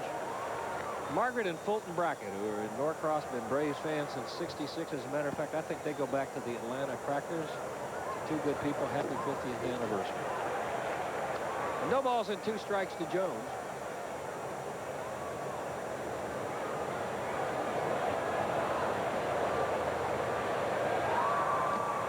One, 2, 3, U-turn. 2 strikeouts in a row for Bourbon. He has come on and restored order, and that's his job. Damage control. And it's a good opportunity for Pedro. He has not gotten a lot of work this year, being one of 2 left-handers down in that bullpen and having the brief stint out of the disabled list earlier. So he'd like to get some innings under his belt, and he has a good chance to do that here if he can keep getting people out. He will try to continue Pettigini's hitless streak tonight. He's been up twice, responsible for 3 outs. A 6-4-3 double play in the first, and a grounder off the end of the bat to Chipper Jones. Doesn't get the fastball. 1 ball, 1 strike.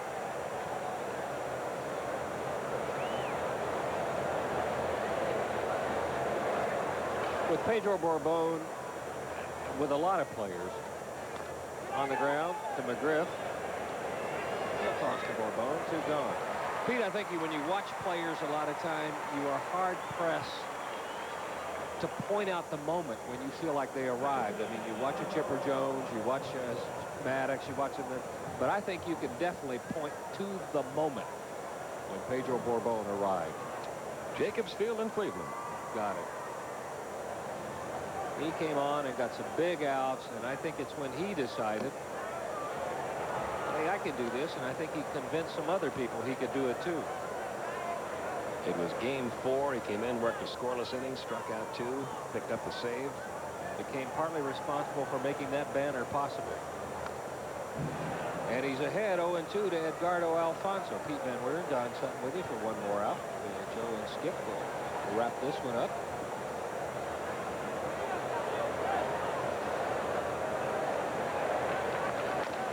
Off the fist and foul. And it may have cost Alfonso a Louisville slugger. He will get himself some more timber.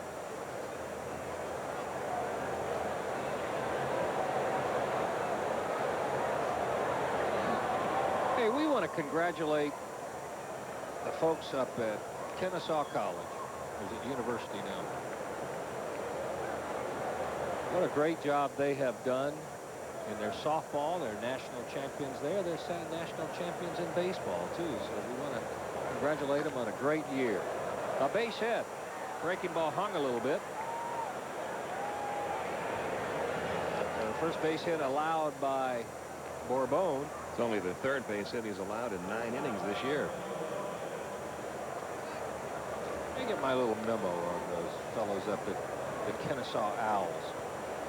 Baseball and softball champions in 1996.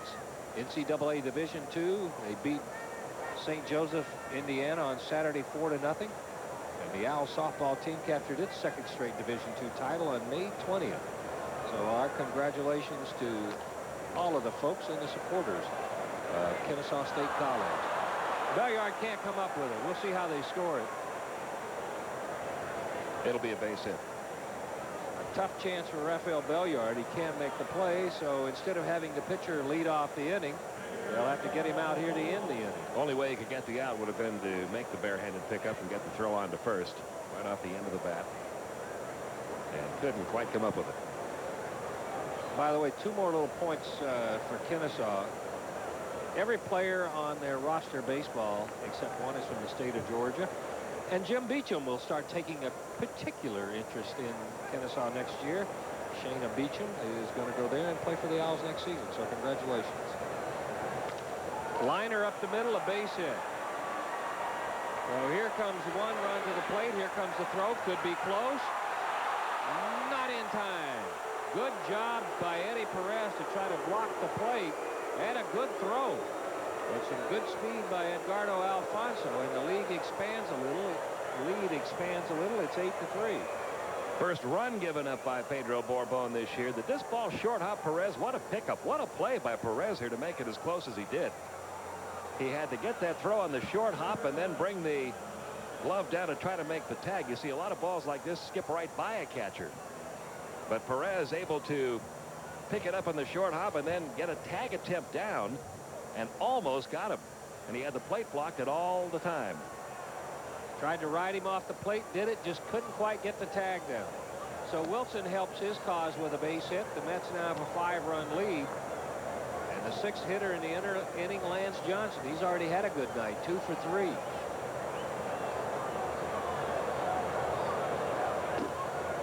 He looks at a strike. It's 1-1. So against Jason Schmidt, it was the first 4 doing the damage. Against Pedro Borbon, it's the last 3 in the batting order. That'll climb back into the crowd behind the Mets dugout. 1 ball, 2 strikes.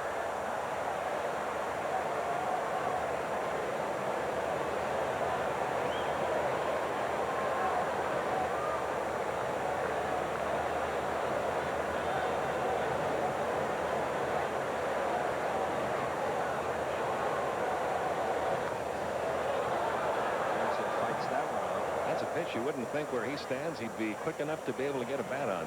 Way up in front of the batter's box. He has got a very, very quick bat. And it looks like a big, heavy one, too.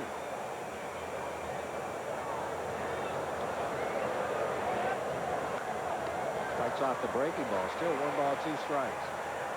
We want to congratulate the Mapleton Elementary 5th grade honor chorus who were here tonight, and what a fantastic job they did on the national anthem. They represented their school very well, and I hope you're proud of them. And we're going to start seeing more and more kids enjoying Braves baseball now that school is out in some parts, and it's going to be out if it's not already out. Another 1-2 pitch to Johnson. This one's high. It's 2 balls and 2 strikes. Notice how much further back in the batter's box he is against Pedro Borbon. Way up in the front of the box. When a right-hander's out there. Deep to right field. Back to the wall goes Dwight Schmidt. He can't get it. It's off the wall. We showed you triples before. Here's another one. A stand-up 2-run triple, and the hits just keep on coming for the Mets. It's now a 10-3 lead.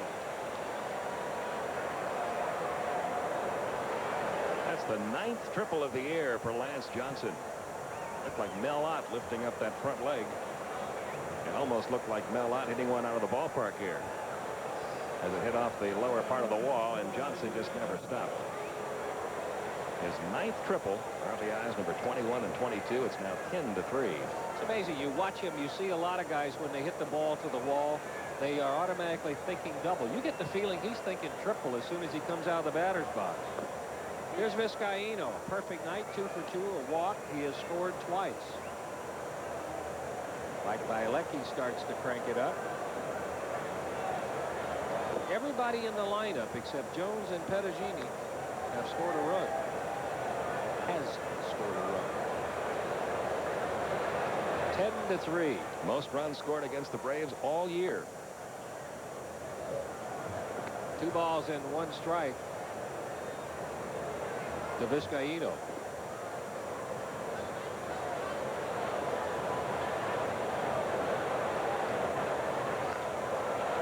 In the air, first base side. McGriff looks like he's got a bead on it. Back pedals a little bit, puts it away. The end is bittersweet for the Braves here. The 3rd out comes after the Mets pick up 3 more, including this one. Halfway home, Mets up by 7.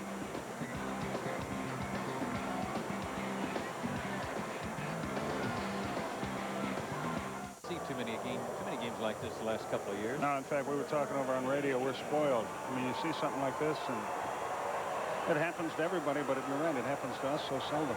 Rough start for Jason Schmidt on his return. Grissom leads off the bottom of the 5th, promptly lines one to Gilkey, 1 out. Change for the Mets. Tim Bogard checks in at second base. And Vizcaíno will get the rest of the night off. Dwight Smith grounded out and walked. Hits that ball hard and to right field for a base hit.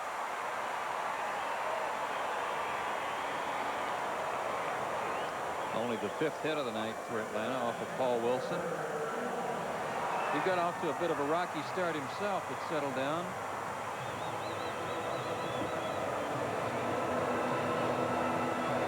Braves bullpen's been busy. Greg McMichael up. Surprised he's heating up in a game like this. Chipper Jones singled, scored a run in the 1st inning, struck out in the 3rd. Wilson made some good pitches out of him in the 3rd inning, some good change-ups.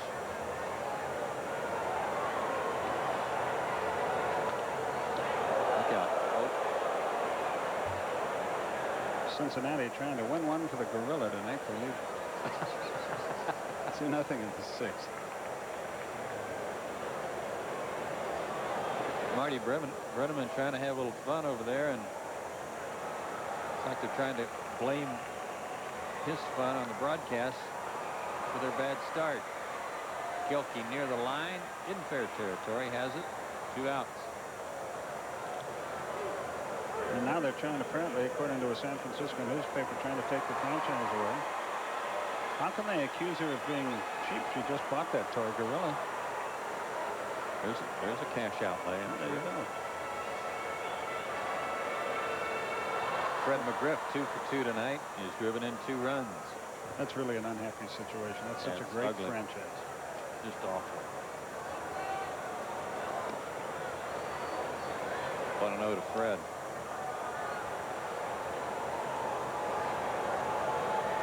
And they currently, the Reds coming into play tonight, are the worst record in the National League, believe it or not.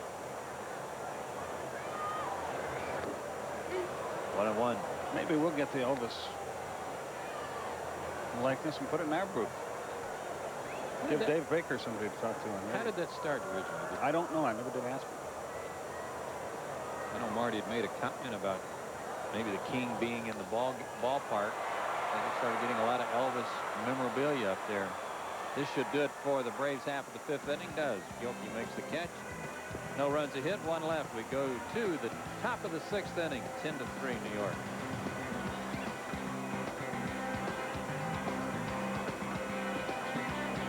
A lot of New York names up there, unfortunately. It's 10-3. Lance Johnson having a pretty good night. Fred McGriff, a couple of RBIs, and now his 51 on the year. We go to the 6th. Here's Joe. And a new pitcher for Atlanta. Greg McMichael comes the 3rd Brave hurler of the night. Mac making his 26th appearance of the year. 2-0 record. The league hitting only .243 against him. You know, you never like to kick anybody when they're down, and I don't mean to do that, but if you're a Braves season ticket holder and you stayed home tonight to watch the hockey match or because of some other reason, and you're watching this game, what you're seeing tonight. First the pitch to Bernard Gilkey, and that's a base hit to left field. He has his 2nd hit of the night, 2 for 2 with 2 walks. What you're seeing tonight is what in Detroit season ticket holders see virtually every night. I mean, that's just the fact of the matter. A lot of runs scored, most of them by the opposition. We are so fortunate. You don't realize how lucky we are because of our great starting pitching until a night like this. Right. When you realize how the other half lives. So few and far between, and Baltimore had 6 runs tonight against Detroit after only an inning, I believe. They lead it now 6-1 after 3.5. Todd Hundley's had a good night too. Takes inside. He hit a 3-run homer in the 1st, a 2-run single in the 3rd, struck out in the 4th.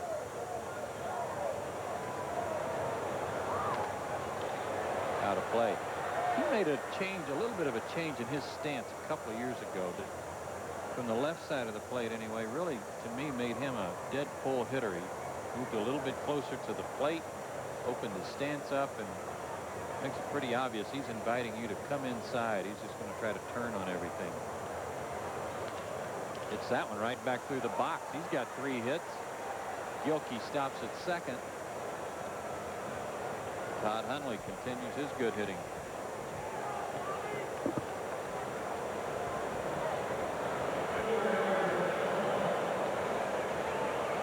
There's a look at that batting stance. He was a little bit out in front with the body, but kept the hands back. Well, that's a big part of hitting, isn't it, Joe? Great adjustment. It's a terrific adjustment. You saw, too, that up with the open stance, his first move was back to the plate as well. Chris Jones, a walk, a line out, and strikeout. 1-0 the count.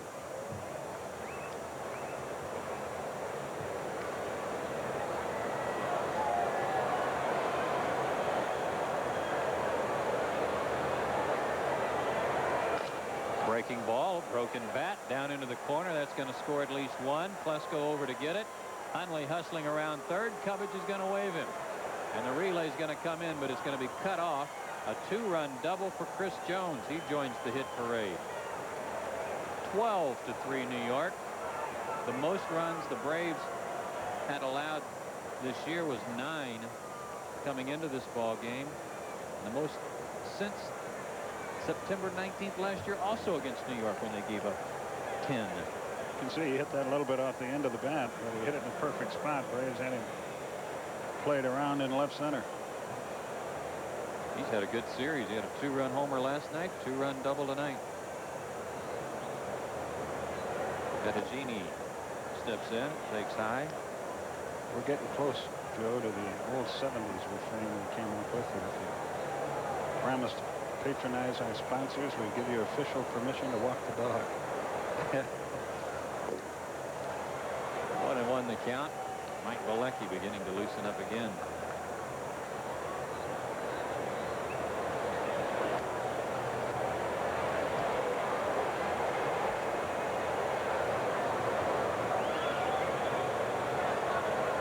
They walk the dog a lot in Cincinnati, sometimes out on the field. Yeah.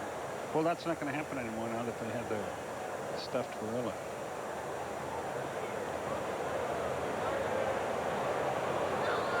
Mets have scored in every inning but the second. Good fastball, fouled back. 1-2.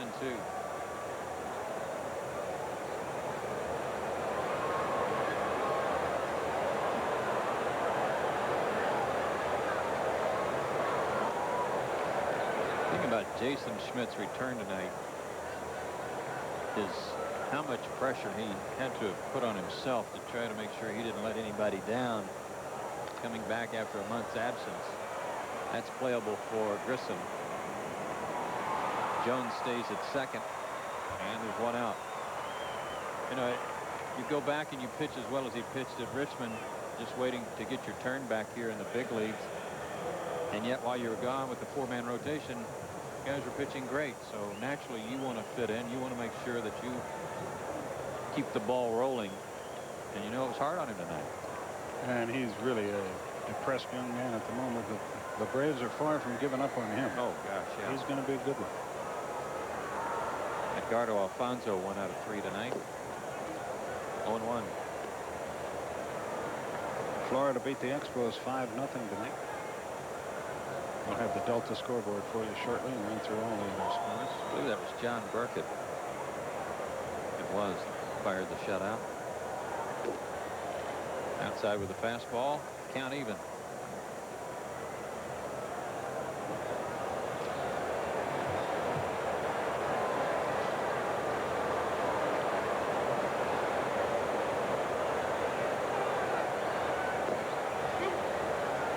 Ball and 2 strikes. You're getting a little taste, though, of what excitement there was in New York with this young pitching staff for the Mets. Isringhausen so sharp last night for 7 innings. 2-2. Paul Wilson, after a rough start tonight, has settled in. He's awful tough, has a good arm. And that kid Pulsifer, the left-hander that they lost, boy, what a great-looking young pitcher he was. And they already had Bobby Jones, and he's about as tough on any given day as anybody in the National League. He'll pitch tomorrow. That's into shallow right field near the line. Nobody can get there, and it's a foul ball. The Marlins, unless the Braves rally here, and frankly that seems unlikely, will move to within 8.5. Montreal would stay 5.5 up. And the Marlins now 29-28 after a terrible start. I guess we'll never know how close they came to making wholesale changes in their front office and on the field. There were rumors that a lot of people were in trouble. Well, those guys aren't in trouble now. They're playing very well. Fastball just missed. 3-2.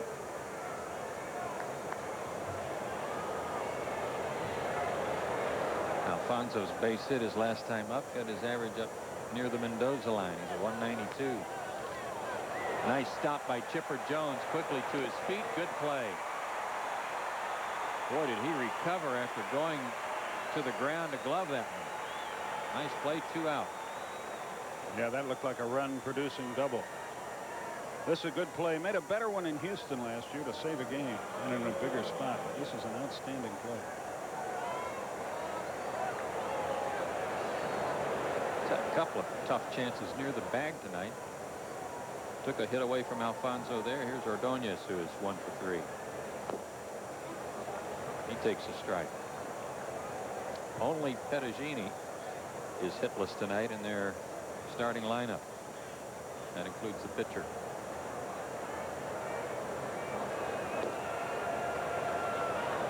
One. Bad news for the Cubs today as Ray Sanchez went on the disabled list. Broken bone in his hand.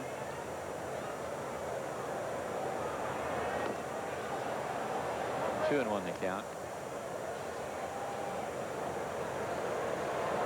I guess the news on Mike Grace, the pitcher in Philadelphia, was good news. Just a strain in his shoulder, so he may miss a turn, but that's all. Off the end of the bat, nice play by McMichael. He helps himself, throws out Ordonez, and the inning comes to an end. But the Mets cross the old Pentagon a couple more times. 2 runs, 3 hits, 1 left. And we go to the bottom of the 6th. All Mets.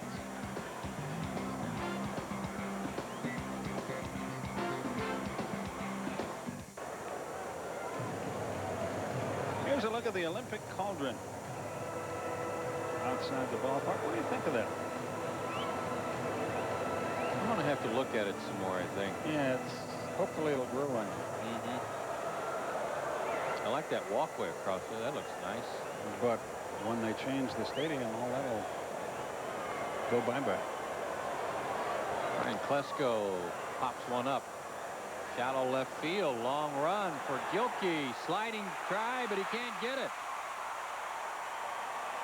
And I beg your pardon, it's not Gilkey. Chris Jones moved over to left field.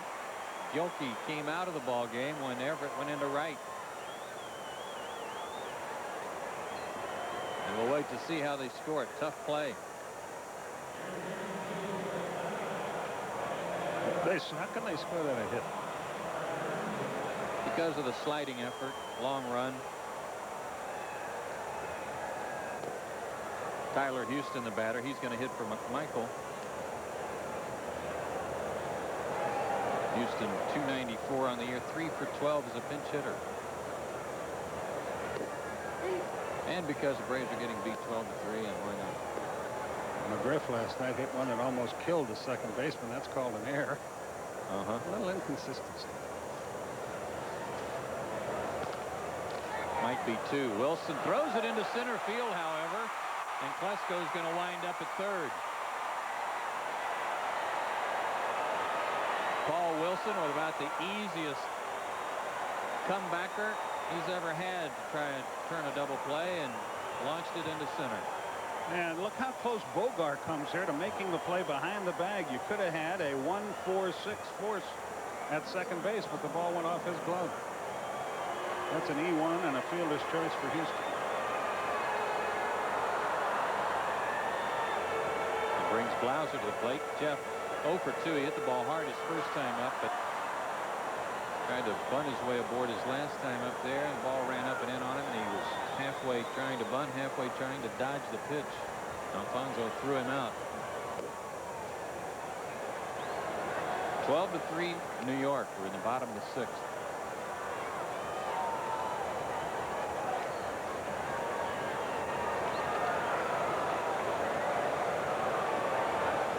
Fastball down the line. Oh, there's 1 run back. Houston stops at second, and here come the Braves, Skip Carey. You never know. But it would be quite a comeback. Jeff Blauser has his 17th RBI of the year.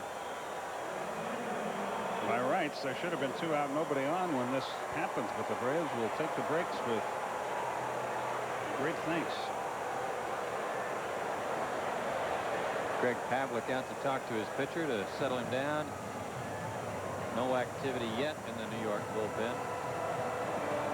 But Brent Maine, the reserve catcher, is headed down there, so it looks like things are about to start popping. Paul Wilson, before his last start, had lost 4 in a row. Boy, did he snap out of it in fine fashion with a 3-hitter over 8 innings against the Giants to beat them 1-0. Belliard tonight is grounded out, popped up.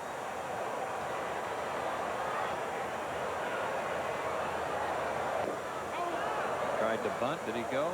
Oh, what a break. A break there. He definitely punched at that one. Got a break on the appeal down to Jim Quick.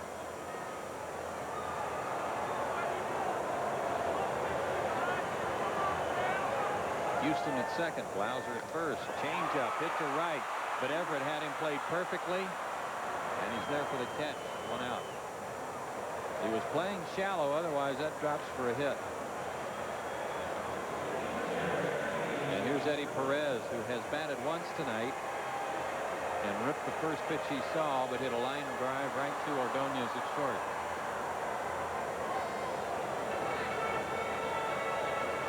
He came on in the 4th inning when Bobby Cox made a double switch.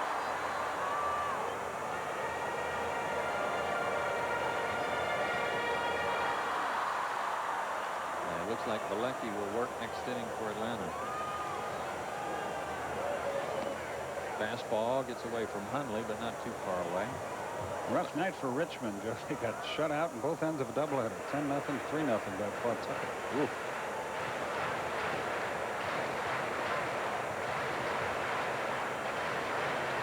Congratulations to the Clemson Tigers. They stayed alive in the College World Series with a wild win over the University of Alabama this afternoon in Omaha. Everybody runs out of pitchers in that tournament, don't they? Clemson had to bring back one of their starters, one of those kids that went in the 1st round, I think. Pope, finish it up. Yeah, that's scary. 14-13 was the final. Here it's 12-4 New York. But the Braves putting on a little rally here in the 6th inning. Albert Bell just hit a 2-run homer, his 22nd to tie that game. Seattle and Cleveland 6-6. He's appealed his suspension.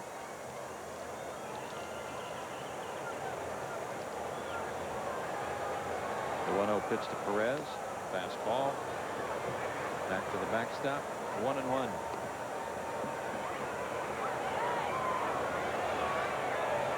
Where do they meet for those appeals now? It used to be in New York with the league office. Is that where they still do it? I guess so. I know they do in the National League.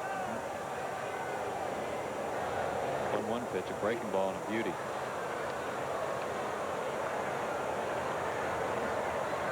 Wouldn't that be ironic if Bell wound up with 59 homers and that 5-game suspension might be what stood between him and baseball immortality? Another breaking ball got him swinging. A lot of people might feel like that's maybe the only fitting justice that might get his attention. But you're right. Nobody can question his greatness as a ball player. He really is a talented man. That's the 4th strikeout for Wilson. The other 3 came in the 3rd inning. I'm no psychiatrist, and I'm proud to state that, but I just don't understand how a guy with blessed with such great talent, ability, stardom, fame can be so unhappy. Out of play for Marquise Grissom on 1. I'm not sure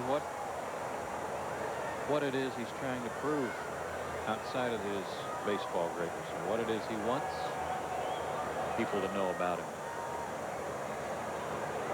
Right now, not too many good things coming out of it. 1-1 to Marquise Grissom tonight. 0 for 2 with a walk and a run scored. That Cleveland team, however, with all this going on, just keeps doing their job. They're a fine ball player. Wilson still with a little left on his fastball. It's 1-2.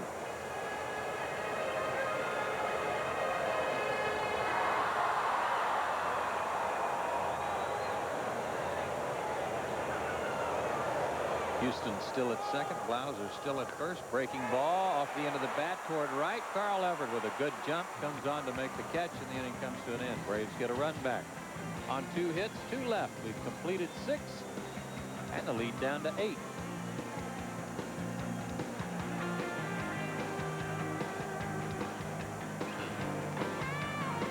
Tonight, that'll be Steve Avery against Bobby Jones in the completion of this 3-game series. Ernie Johnson Sr. and Tim Brando will have that for you. Then back on the road, and the Braves at the Rockies. TBS will have the action for you Friday and Sunday.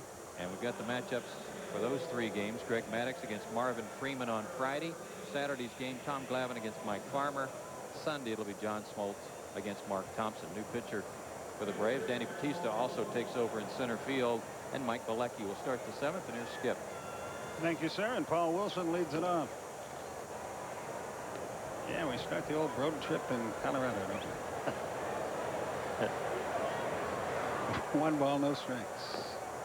Wilson has a single up the middle, driving in a run in this game. He struck out on his other 2 trips. 1-1 the count.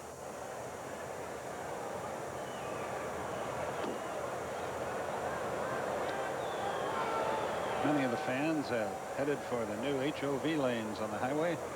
Those who came with another person foot, and are headed home. 2-2 the count. What's the sense of having those lanes that way, like from midnight to 6 in the morning? Joe Simpson. Well, The pitch. Strike 3, he's out of there. Okay, Joe, thanks very much. Lance Johnson, the batter, he is 3 out of 4. He has scored 2. He has driven in 2. He has hit a triple. He has stolen a base. Pretty good name. I think it's really too bad if you've got more than 1 person in the car, you have to stay in that lane. Yeah, that's right. If you move into any of the other lanes, you get a ticket.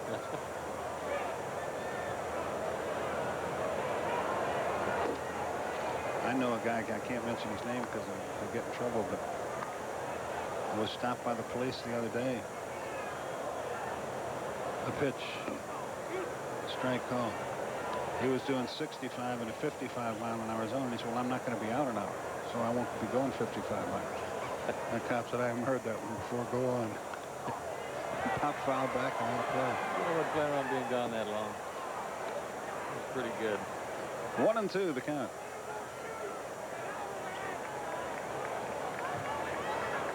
Twelve, 14 and 1 for them. 4-7-0 for us. Johnson stays alive. Bilecki pitched last year in the American League with the Angels. 1-2 the count.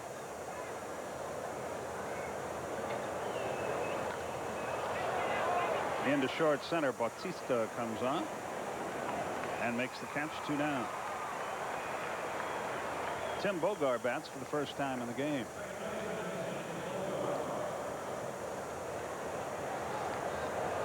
Bogar hitting .214. He's batted only 14 times all year. No homers, no RBI.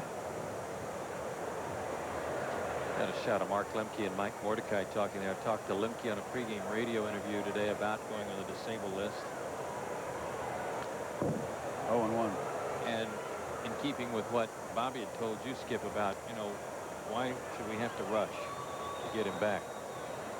And I think after the examination, after a pretty tough workout yesterday, they decided no reason to try and get him back in there if he's not 100%. I'm going to make sure. Upstairs, a let up, 1-1. He'll probably come off the second day in New York at the end of the upcoming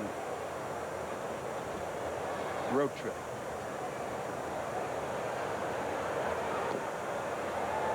Bogart takes outside. 2 balls, 1 strike.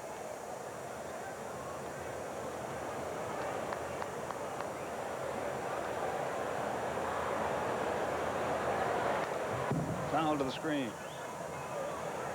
What almost certainly will be the rubber game of the series tomorrow night on Sports South on the Braves 160+ station radio network. Steve Avery against Bobby Jones. The pitch. Just missed high and outside. Full count, 3-2. We've mentioned it before. It bears repeating if you're in an area where you can't pick up Sports South. They walked in. 1 on, 2 out. WSB, the key station of the Braves radio network. 50,000 clear channel station at night and can be picked up in 38 states. So if you want to keep up with the Braves, once the sun goes down, give 750 on your AM dial a try, and you may be able to listen to the game.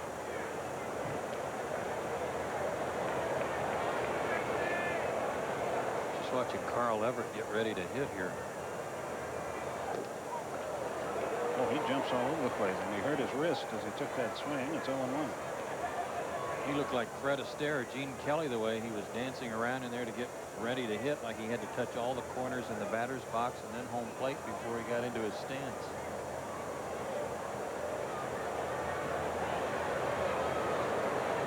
He digs himself a toe hold. Now we're ready. Wide open stance. Chopper past Chipper, foul.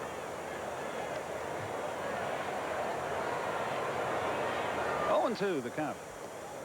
Most of those hoppers and choppers to Chipper he's been handling. Right you are, Joe Simpson.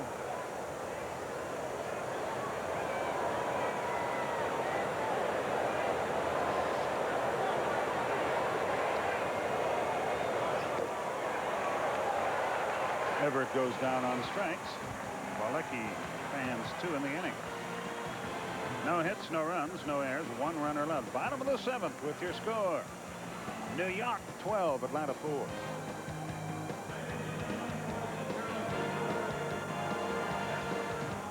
Off the bottom half of the 7th inning.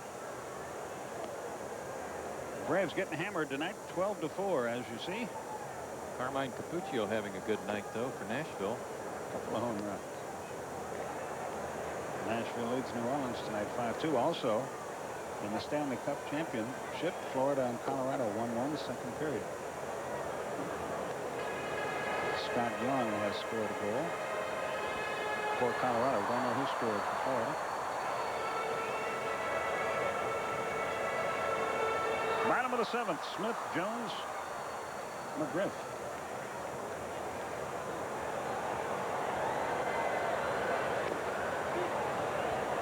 Smith and Jones leads it off. Looks like the check-in list at a seedy motel.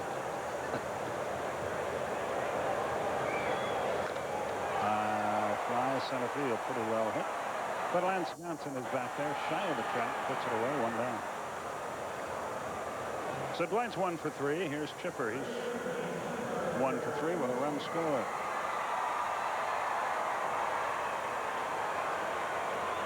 Sean Berry has just hit a 3-run homer for Houston.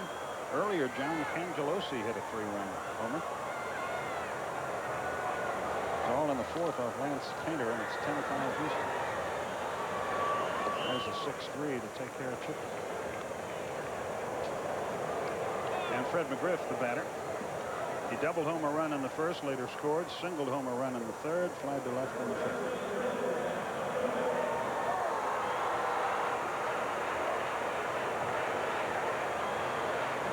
Tim Bogart, second base, that has to worry about getting undressed by the line drive.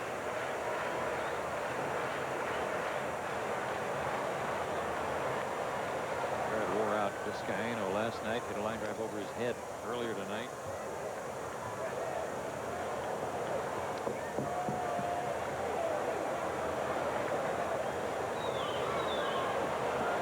Oh, and 1 the count.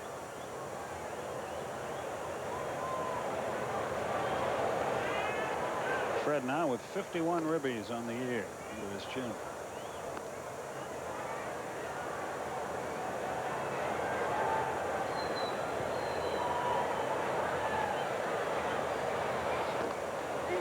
Depending on what other people do tonight, Fred would move into 4th place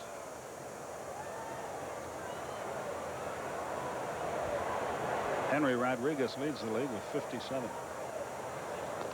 32,199 paid here tonight. Like old Joe won again. Boy, Yes, what a comeback. Oh, you are tough. High fly, well hit left field. Back goes Jones, though. He's there. And the inning is over. 1, 2, 3, nothing doing. 7 innings have gone by. 12-4 New York.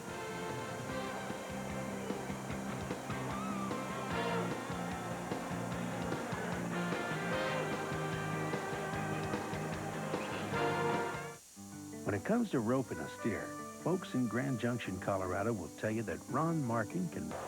0-2 the count. He's going to have to start traveling his dad around. He was here to watch him play.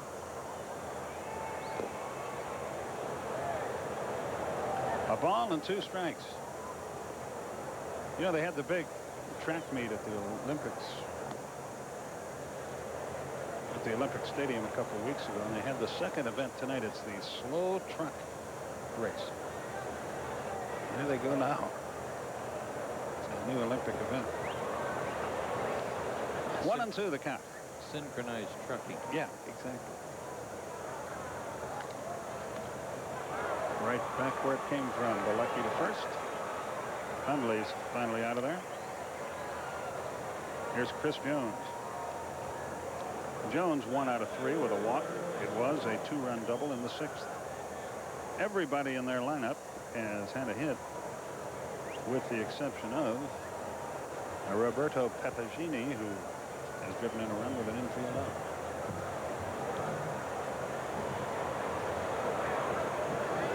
Avery and Bobby Jones tomorrow. Just kind of shake this one off. You won't lose any sleep about this game. You just got thumped.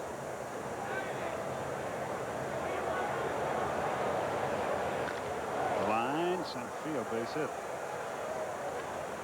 1-on-1 out. Tonight is the most runs they've allowed in a ball game, and it's also now the most hits they've allowed, 15. Braves have eclipsed the 1 million mark in paid attendance tonight, with their crowd of more than 32,000. Phil Simmons passes along that information. Phil, highly literate young man. Petagini waits the pitch. Low and inside, 1 ball, no strikes. 12-4 the score.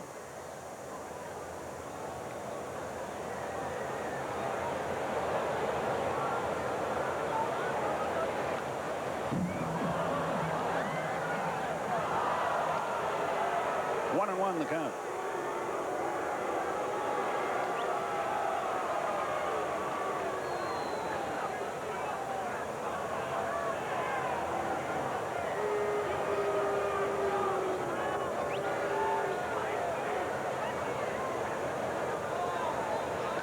Hot shot. Mordecai up. Out there. Safe there. And the throw gets away. And the runner heads to second. It'll be a fielder's choice. Probably an E6. That's a play that perhaps McGriff, with his lanky frame, makes. But Mordecai could not.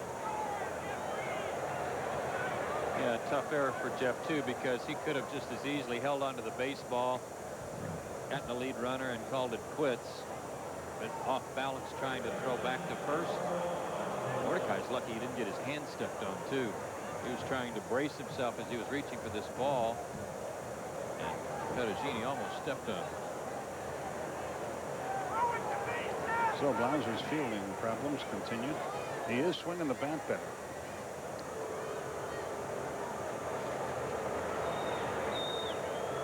Edgardo Alfonso is the batter. Runner second, 2 out. Each team has committed a miscue tonight. Steve Rank right in there.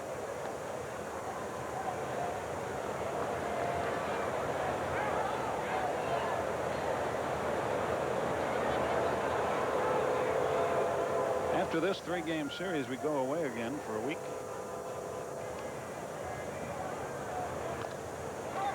Ground ball to second. Goyard gloves it. And the inning comes to a close. One hit ready, but it was right over our heads.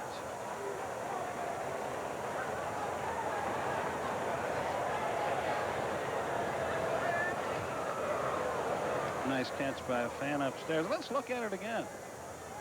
What? I care him.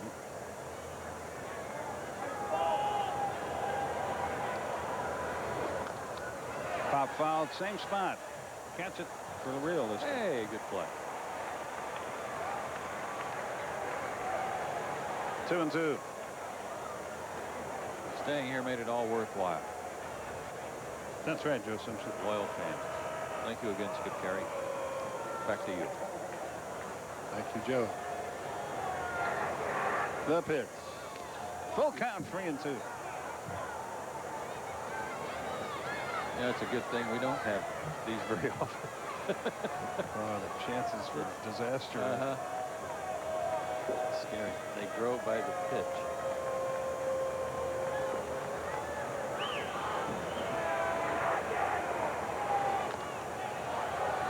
We used to goof around all the time, but that was when the team was horrible. But that was 20 years ago when you could say stuff. You can't say anything now without offending some group.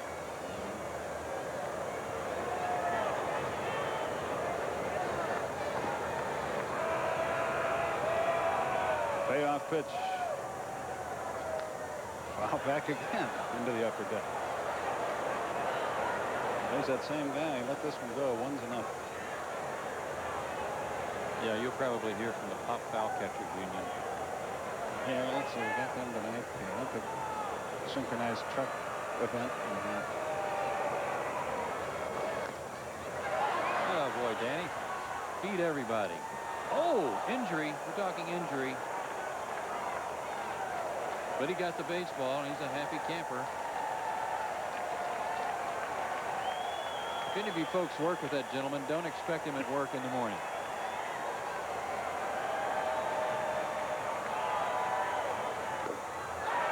That's that. The ball game is over. 12-6 is the final. Joe? And our AutoZone player of the game is the receiver for the New York Mets, Todd Hundley, who got the Mets off to such a good start. A 3-run homer in the first. He had a 2-run single in the third. Wound up with 5 RBIs on the night. Quite a night for Todd Hundley. Congratulations to him. And we'll be right back to wrap things up here in Atlanta right after this.